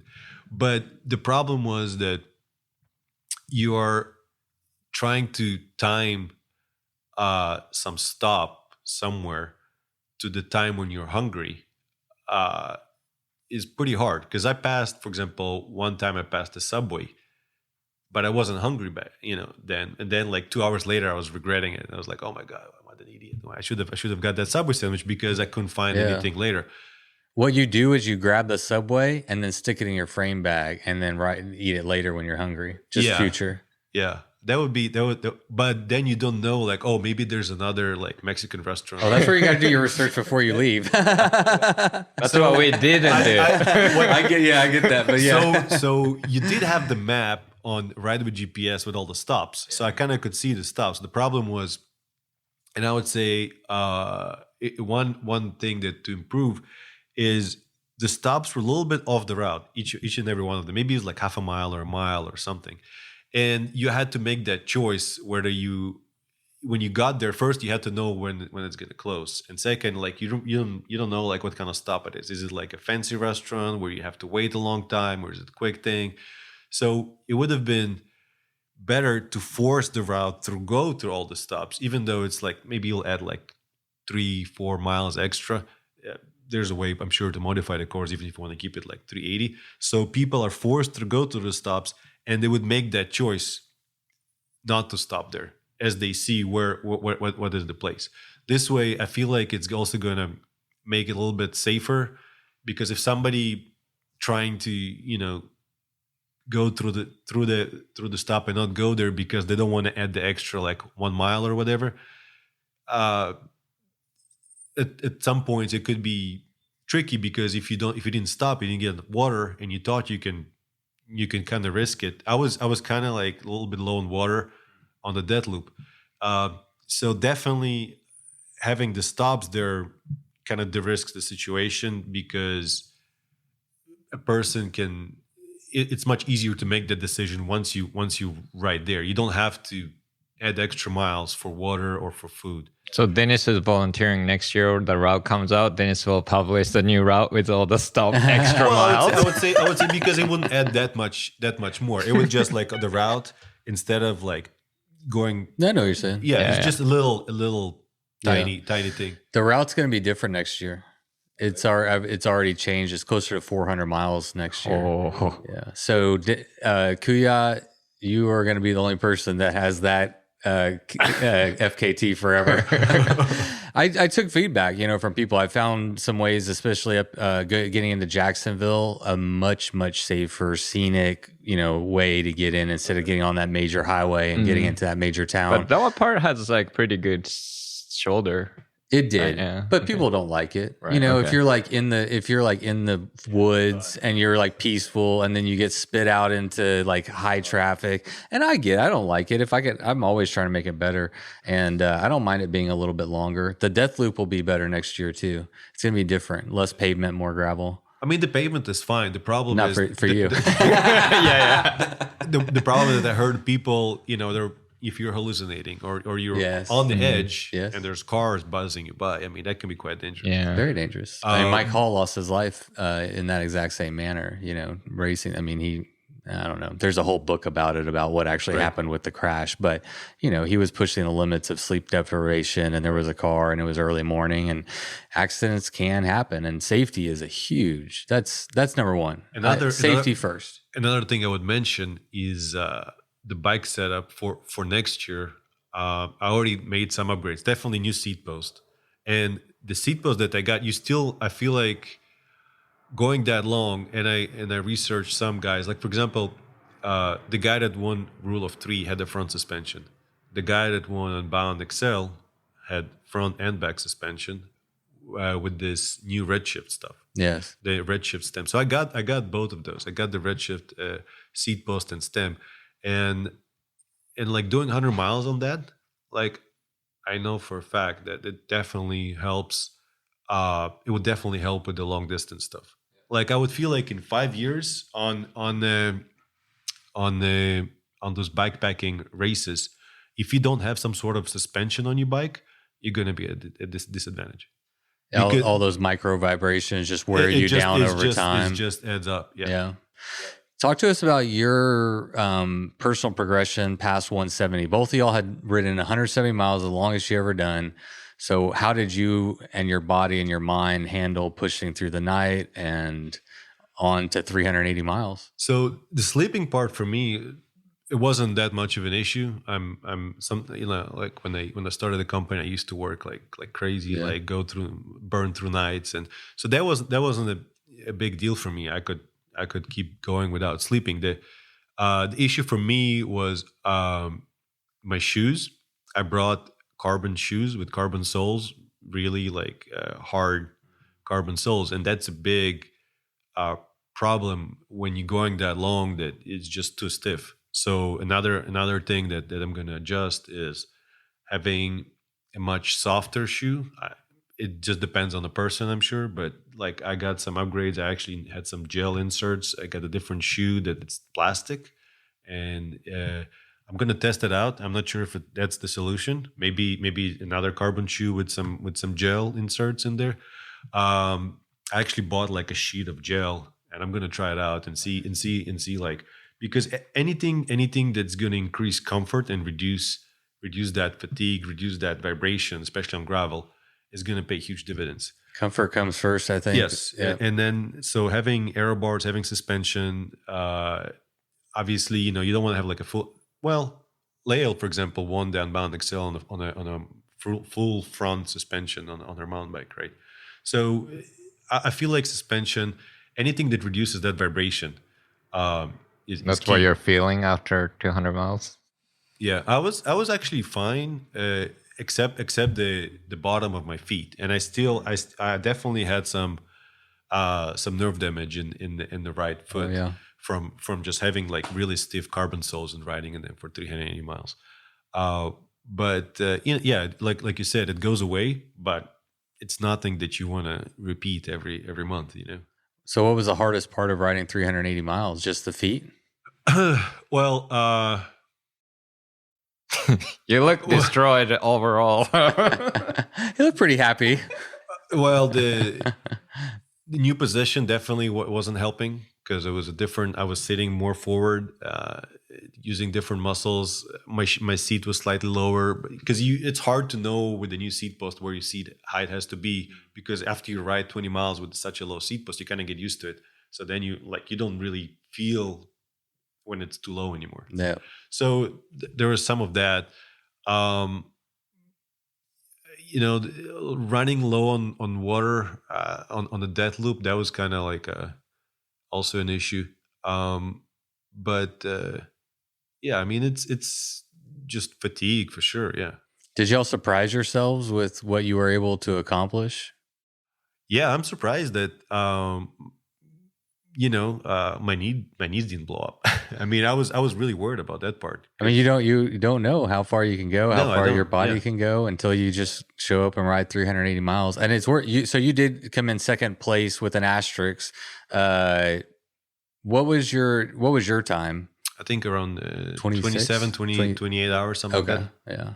Big time gap there. Hey, he started having fun. He started to pet the doggies. Yeah. Oh, you wanted to talk about the dogs? Oh, the dogs. I mean, I had the whole system. At some point, there's so many dogs on course that you got to develop a system. It's kind of funny. Like initially, like I think first dog was mile 53 or 56, and then I was like in my head, it was like start repeating. I'm like, it's not like I'm training for next year's. It's going to be a different course and stuff. I was like, mile 67, mile whatever. Like in my head, I have like memory of like dog chasing on those miles. So for me, I had a system for the dogs. Usually my to-go move is get the water bottle, and as the dog comes at you, just spray water. The dogs always run away from that. So that's my default move if the dogs come at you. Now this water route, is I want to precious. conserve the water. There's no way I'm going to spray water at the dogs. Yeah. So my move was knowing the dogs are sprinters. Most of them, they're just sprinters. They have a good 30 seconds to a minute to chase you, and after that they're dead. So you don't want to go too fast past start sprinting immediately as the dog comes at you. You want to kind of go parallel with the dog, and the dog is going to start coming closer and closer and closer. And the moment you know that they have to make that beeline at you because they're running out of juice, that's when you sprint. So I definitely had some because if you sprint too early, the dog still has extra juice. Right. So you got to time it right. Yeah, you got to time it right. You got to time you sprint with the dog in the right moment. The good thing about the dogs is I always felt like they were like mental boost. If you get bored, if you get lonely, if you're tired, you're like falling asleep and a dog starts chasing, you get a huge adrenaline dump. Oh, yeah. And then you're like, okay, sure. Let's go. I think there was It's one definitely part, an there were adrenaline like shot. 2 dogs just like sitting, like it was like at night and then in the like grass or something on the side. And then they would jump like as soon as you're right next to them. Yes. I think everybody was talking about this dog. Like it's like mile 200 something, but it's like I need to get your notes on where all the dogs are. But do you have mental for me, notes, or do you know? it was like initially it was like a mental like, okay, I should remember this mileage, whatever. But then like it was for me. There were like, so many. You're like, I give up. Yeah. For my process was just keep pedaling. Like they'll give up. So like I don't know. I didn't sprint, but it was like definitely like I probably like went through like peak power of like dogs. So it sounds like y'all are maybe coming back to the East Texas Showdown. Yeah, I would love to. You're already talking about how you're preparing. Yeah. Yeah, for me, I think like I might want to try to enjoy like 3 days. Will you? Yeah, maybe. Why not? Do it the other way. Well, you said you're like it's different course, so you never know. Maybe go for time. Yeah. You got to reestablish your dominance. What were your thoughts when you finished, both of you? You were really. I think I remember both of y'all being like really happy. I was like, you had a really good. It was experience. kind of interesting because like at night, I mean, definitely it's like go like ups and downs, and then like when I went through into like death loop, it was also like still dark, and then like I'm like, oh my gosh, you have to go up this hill, and then there was like a gravel segment, and then like going up hill again, and I was like, oh my gosh, this is like start feeling more and more like pain in my legs. But I think like as soon as like sun came up, like it just like totally changed. I was like wide awake, and I was like start to feeling happier, and it rained a little bit, like but it held up without like downpour. It was just like drizzle a little bit, and I think that was like definitely rained. very nice, like kind of like refreshing at the same time, keeps you awake. And so it was like I think like also like finish was downhill, and for me like at like last 2 or maybe more like 3 hours, I was trying to hit under 24 hours. And every time hill comes up, I'm like, oh my gosh, this is gonna add, few more minutes or whatever. And I was just like counting down. So it was like whenever I hit like the last stretch of downhill and I knew like I could make under 24 hours, I was like, oh my gosh, I think I did it. But it was like mental struggle to like, keep up and then trying to keep the speed. It's good to have those like mental goals though, to keep yourself like accountable. If you're trying to go fast, you're like, okay, I have a goal. Let's push to achieve it. Didn't you say when you finished, it was like one of the best things you've ever done, or was it the hardest thing? I mean, you've it was ever like done? the longest activity I've continuously done for 24 hours because I don't think I can think of any, like even sleeping probably like longest I've slept was maybe like 20 hours, right? It's like, it's like, I can't imagine any activities I've kept doing for 24 hours. Yeah. That's crazy if you think about like that. One activity, except for 37 minutes, you were riding your bike for 24 hours, which is insane. What about you, Dennis? Yeah, I mean, it was great to finish it. I saw Kuya probably the finish line somewhere over there. I had on the chat, the guys kind of like supporting and saying, you got it. But for me, actually, right, I think like 10 miles before the finish, I kind of ended up on the road. I kind of splashed on my back, and it was Like you fell? yeah, I crashed. Oh. It was kind of stupid. So what happened was I have 3 water bottles on the bike. Each one of them is 1 liter, and so I had 3 liters on the bike, and the bottom one is under the bottom tube. So right under the bottom tube where the crank is, and I have a pretty large frame, 61, so I can definitely put a big bottle over there.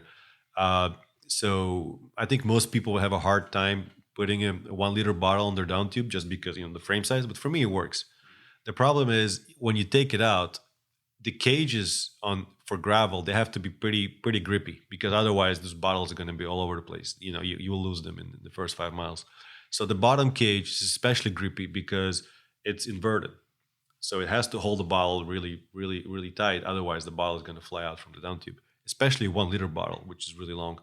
So when I was taking it out, I was probably already tired. And when I took it out, I kind of yanked it, and it got stuck in between the down tube and the front tire. Oh, God. So you OTV? So I flipped. And I was like, oh, God, I'm just laying there. Like, oh, great. And, got up. I was like, oh, I'm fine. Did you lay there for a moment and be like, oh, this feels nice? Oh, this is great, yeah. I'll just stay here for just a moment. And there's a car passing, and I'm like, oh, I'm just kidding. Keep there for a little bit, Like, I was like, all right, I got up, and I was like, all right, I'm fine. And it just kept going. But definitely in a learning moment, be careful when you take that down tube bottle. It can get stuck under the tire, and especially because the tire is rotating forward, it's a really easy way to get it stuck there, and then it's basically like hitting the brakes on the front wheel. You're gonna fly forward. Yeah. So you're lucky your hand didn't get caught in there too. Yeah. I mean, if you get your hand and feed it into that tire whenever it's going at high rate of speed. Exactly. Yeah. But most of the new gravel bikes, they have 2 bolts over there for that down tube bottle, and it works great. But you have to be careful when you take it out. So what is next for you guys? Are y'all going to continue on your bike packing racing, or are you just like, fuck that, let's just stick with road? I have a couple of like road racing. Yeah. Well, I know you're not giving up on road. That's obvious. I think that's obvious, but I'm curious. I mean, gravel. We do some racing gravel and bike packing. I guess I don't have anything. Yeah, we just planned finished at the with moment. the rule of 3. We did that. I did the same weight as I did on the East Texas Showdown. There was a 30-pound bike category, so I'm like, well, I'm just gonna add a bunch of weight to my bike and just gonna do it. There you go. And finished second on that. On the 100 mile. On the 100 mile, 30-pound category, cool. Yeah, probably way harder course probably. But one thing I would do for sure is change the tires, because I had the slick centers. And on rule of 3, you definitely, if it rains, you don't want to have a slick center tire. You want to have knobs, because you're going to be sliding all over the place, especially with extra weight. So I was definitely sliding all over the place. And then we're going to go to Tulsa. That's a big criterium for the crit. Oh, Tulsa Tough? Tulsa Tough, yeah. I went last year. It's fucking awesome. Oh, it's great. I am not going to race. Y'all are crazy. That's stupid. Don't do it. It's a party. It's awesome. But I love the party. Yeah, it's just scary, man. I mean, y'all are going fast, going down those hills, and there's crashes. Y'all know about that. Yeah. So after that, I'm going with my kids. We're going to do a backpacking in Hawaii, in Maui. And I don't know, maybe another backpacking trip after that. Next year, East Texas Showdown. Yeah. What are your goals for real quick, Kuya? Sorry, what are your goals for next year? Are you like looking to have any kind of redemption or? Well, I mean, I'll just do my best, We'll see where it keep up with me, right? That's right. Well, people out there should be scared because y'all are fast. Y'all are like roadies coming in and just be like, yeah, let's see what. It was kind of fun though, right? It's like coming from a completely different discipline. It's what I love about bike pack racing. Anyone can show up, anyone can do it, and let the best person win. Yeah, I think I also saw the Doom just happened a couple of weeks ago, right? Yeah, I was out there. That one, it's I like climb. So that was for next year, possibly, only 10 people finished. So it's I'm must be very hard. You would love it, man. It's so good. If you like the scenery of East Texas Showdown with a lot of trees, a lot of pine trees and stuff. They don't have pine trees there, but it's just heavily wooded. There's water everywhere, so you never have to worry about running out of water. Where's that? In Arkansas? Yeah, it's OARC. OARC has 40 people in it. It's a small town. Its oldest general store in the state of Arkansas was opened in 1890. But so it's in the middle of nowhere. But definitely pretty extreme. It's known to be very hard. I think the first, 6 or 7 people that tried it didn't finish it. It took quite a few before we actually had a finisher. And then this year we had 25 people. I say we, it's Andrew's race. I was just there. But 25 people signed up. Only 10 people finished it. Kyle Gilbert on y'all's team being one of them. So did they change the course also? I don't think he's going to have a major change to the course, is my understanding. Like anybody, you might tweak little things to make it better. And then out there, some of the roads, a road might get washed out, or they're doing there's all that kind of stuff that happens. It's a pain in the ass whenever you're doing a race. But is it like a rule of 3 with a bunch of single track, or is it mostly all gravel? Gravel, all gravel. Yeah. So there's no single track. No single track. Okay. Yeah. It's just okay, maybe I'll do it. Listen, you've done Das Hugel with your 4-year-old. If you can climb, this course, I think it's 120 feet of climbing per. I can't remember exactly what the breakdown does, but it's a lot of climbing. You're either going up or you're going down.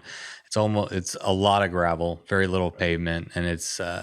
You think my resupply points are bad? His are worse. Just in terms of availability and how important it is to time. Actually, the last podcast we had with Jacob Laus, I ran into him on Chorus's media crew, and he was trying to get to this gas station, which was his next gas station for 40 miles or whatever. He was out of food. He needed it and he missed it, and that's the reality. The crazy thing was that he just went up the hill and he was just going to camp there and maybe wait for them to open or something.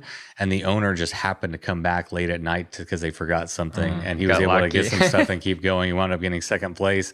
But yeah, just trail magic. But out there, it's really rural, and you gotta definitely go in with plan a little bit better than you did for mine, because that is way more remote. The cell service is close to non-existent.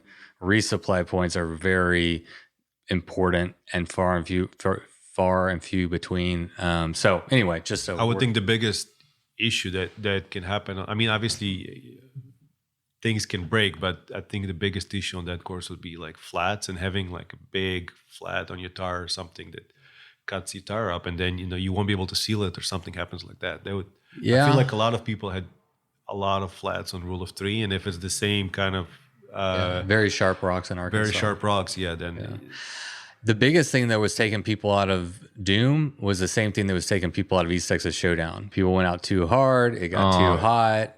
You started cramping. You have stomach issues, and we learned hard way, I think.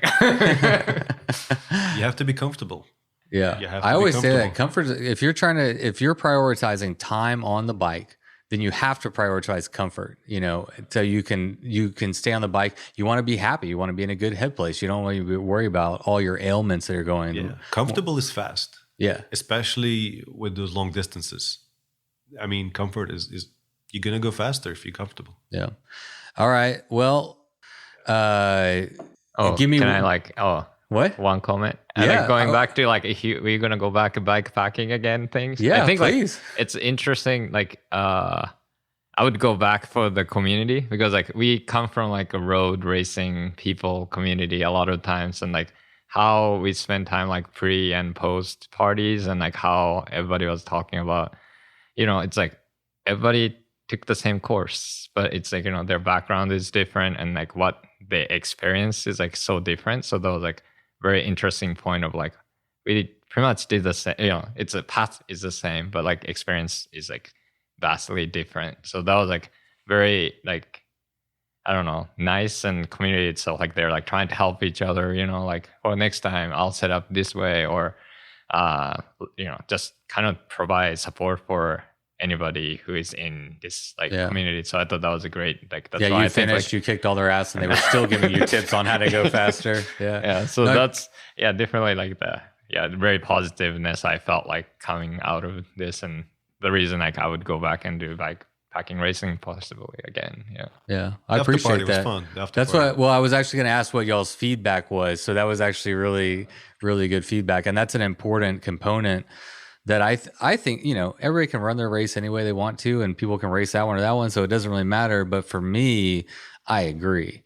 The community is really special, and the only way you get to highlight it is, and that's part of the reason why it's a short race. If it's a long race, people are spread out way further, so you can't slinky back together as easily. But if it's short, the way y'all saw how it worked, you finished fast, but you were able to kind of hang around and like wait for. We saw everybody come in, there by the party, and so it works out pretty cool where you can all like get together, you tell your stories, you celebrate your experiences, and you learn from each other and all that. So I appreciate that. Yeah, one thing I would add is maybe, the after party was great. I would add more of the personal story. I would say maybe like people can come up, and they can get to the mic and they can tell their story.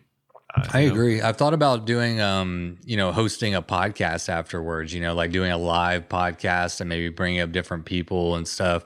Yeah. Yeah. I guess it works with the podcast as well, as long as you. Well, it's much for a harder once everyone leaves. Then you have to kind of get. No. What I mean is, it wouldn't really be a podcast. I would release it on my podcast, but what it would be is just be like, maybe I call you up from the audience and we chat for a minute about the saddle, and then Kuya comes up for a minute, and we hear some of those stories that I heard on that we heard on the finish line, and all.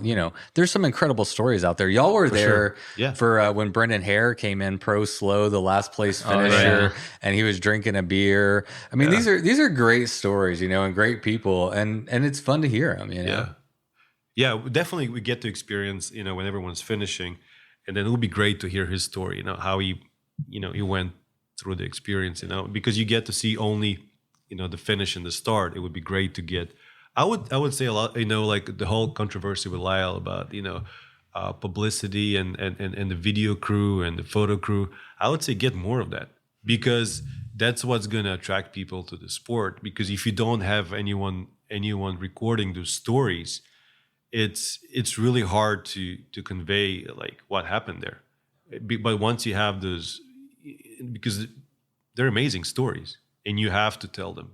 So I think the only way to do it is through documenting it, video, photos. Absolutely. Seth's documentary is coming up, right? What? Seth's documentary. Oh yeah. So Seth Dubois' documentary. What month is it right now? Is it still May? It's still May. June. Yeah. And I know y'all are going to have at least some kind of spot on there, because Dennis interviewed Kuya for probably like close to an hour. No, it was 30 minutes. 20 minutes. 20 I don't know. I was doing other stuff. It felt like y'all were over there for a while. Right. But so you interviewed Kuya for the film after the race? Is that what happened? Yeah. Yeah. We kind of interviewed each other, I think. Okay, cool. I'm excited about it. Did y'all see the teaser for it? Yeah, it looks pretty good. Yeah, it looks good. Yeah. Drone footage.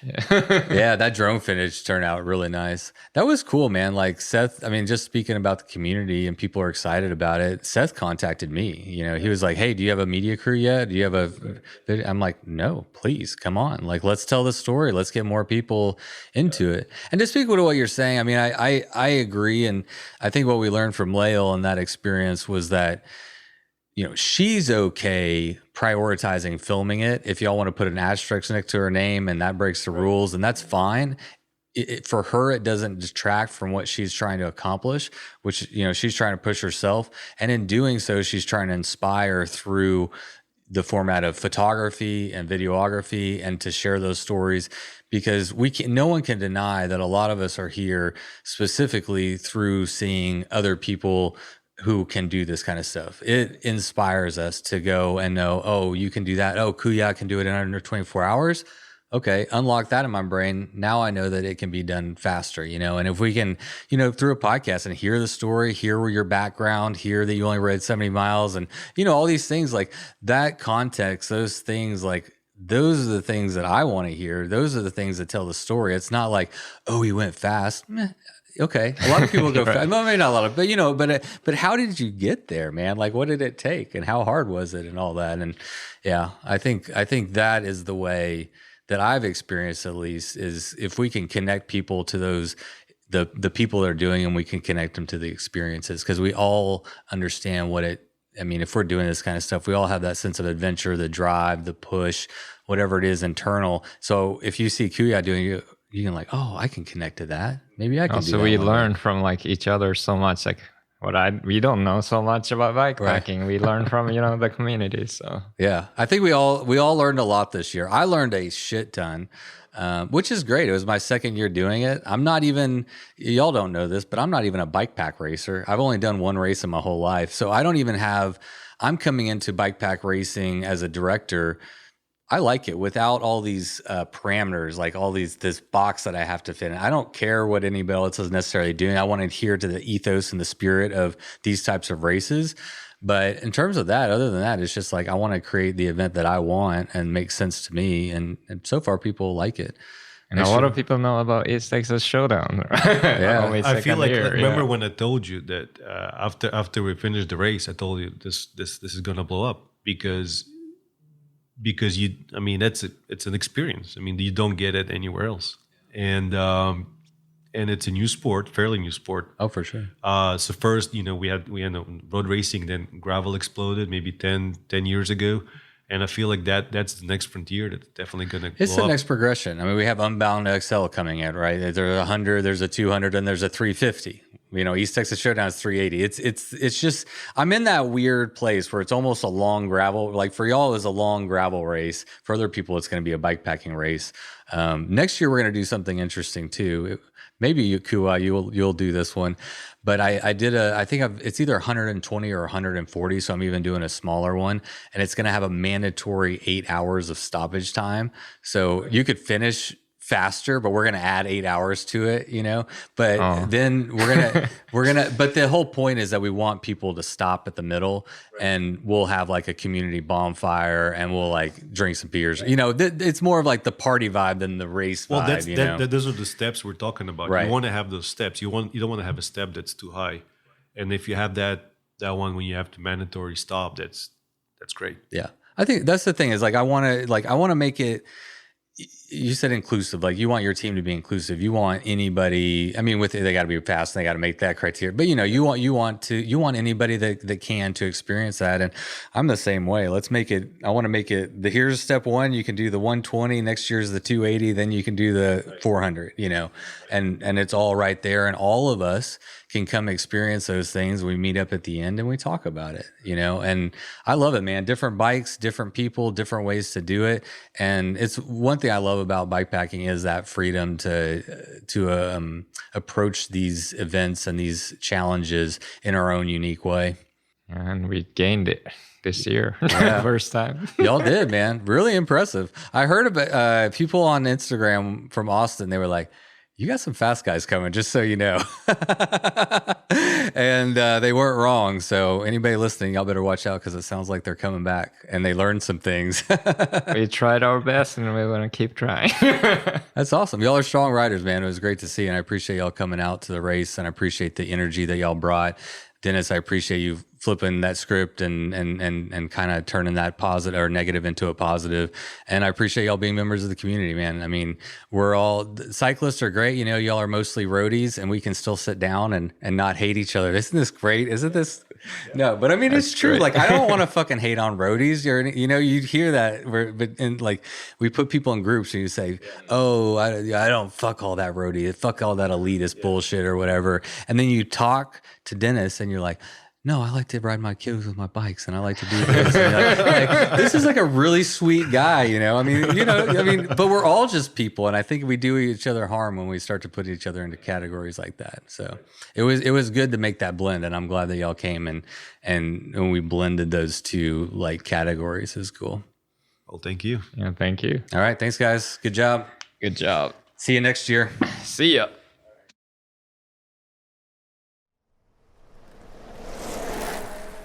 All right, everyone. Thank you for tuning in to today's episode. It was great to catch up with Kuya and Dennis. I love the energy that they bring. And just Just a good time talking to cyclists. I love it.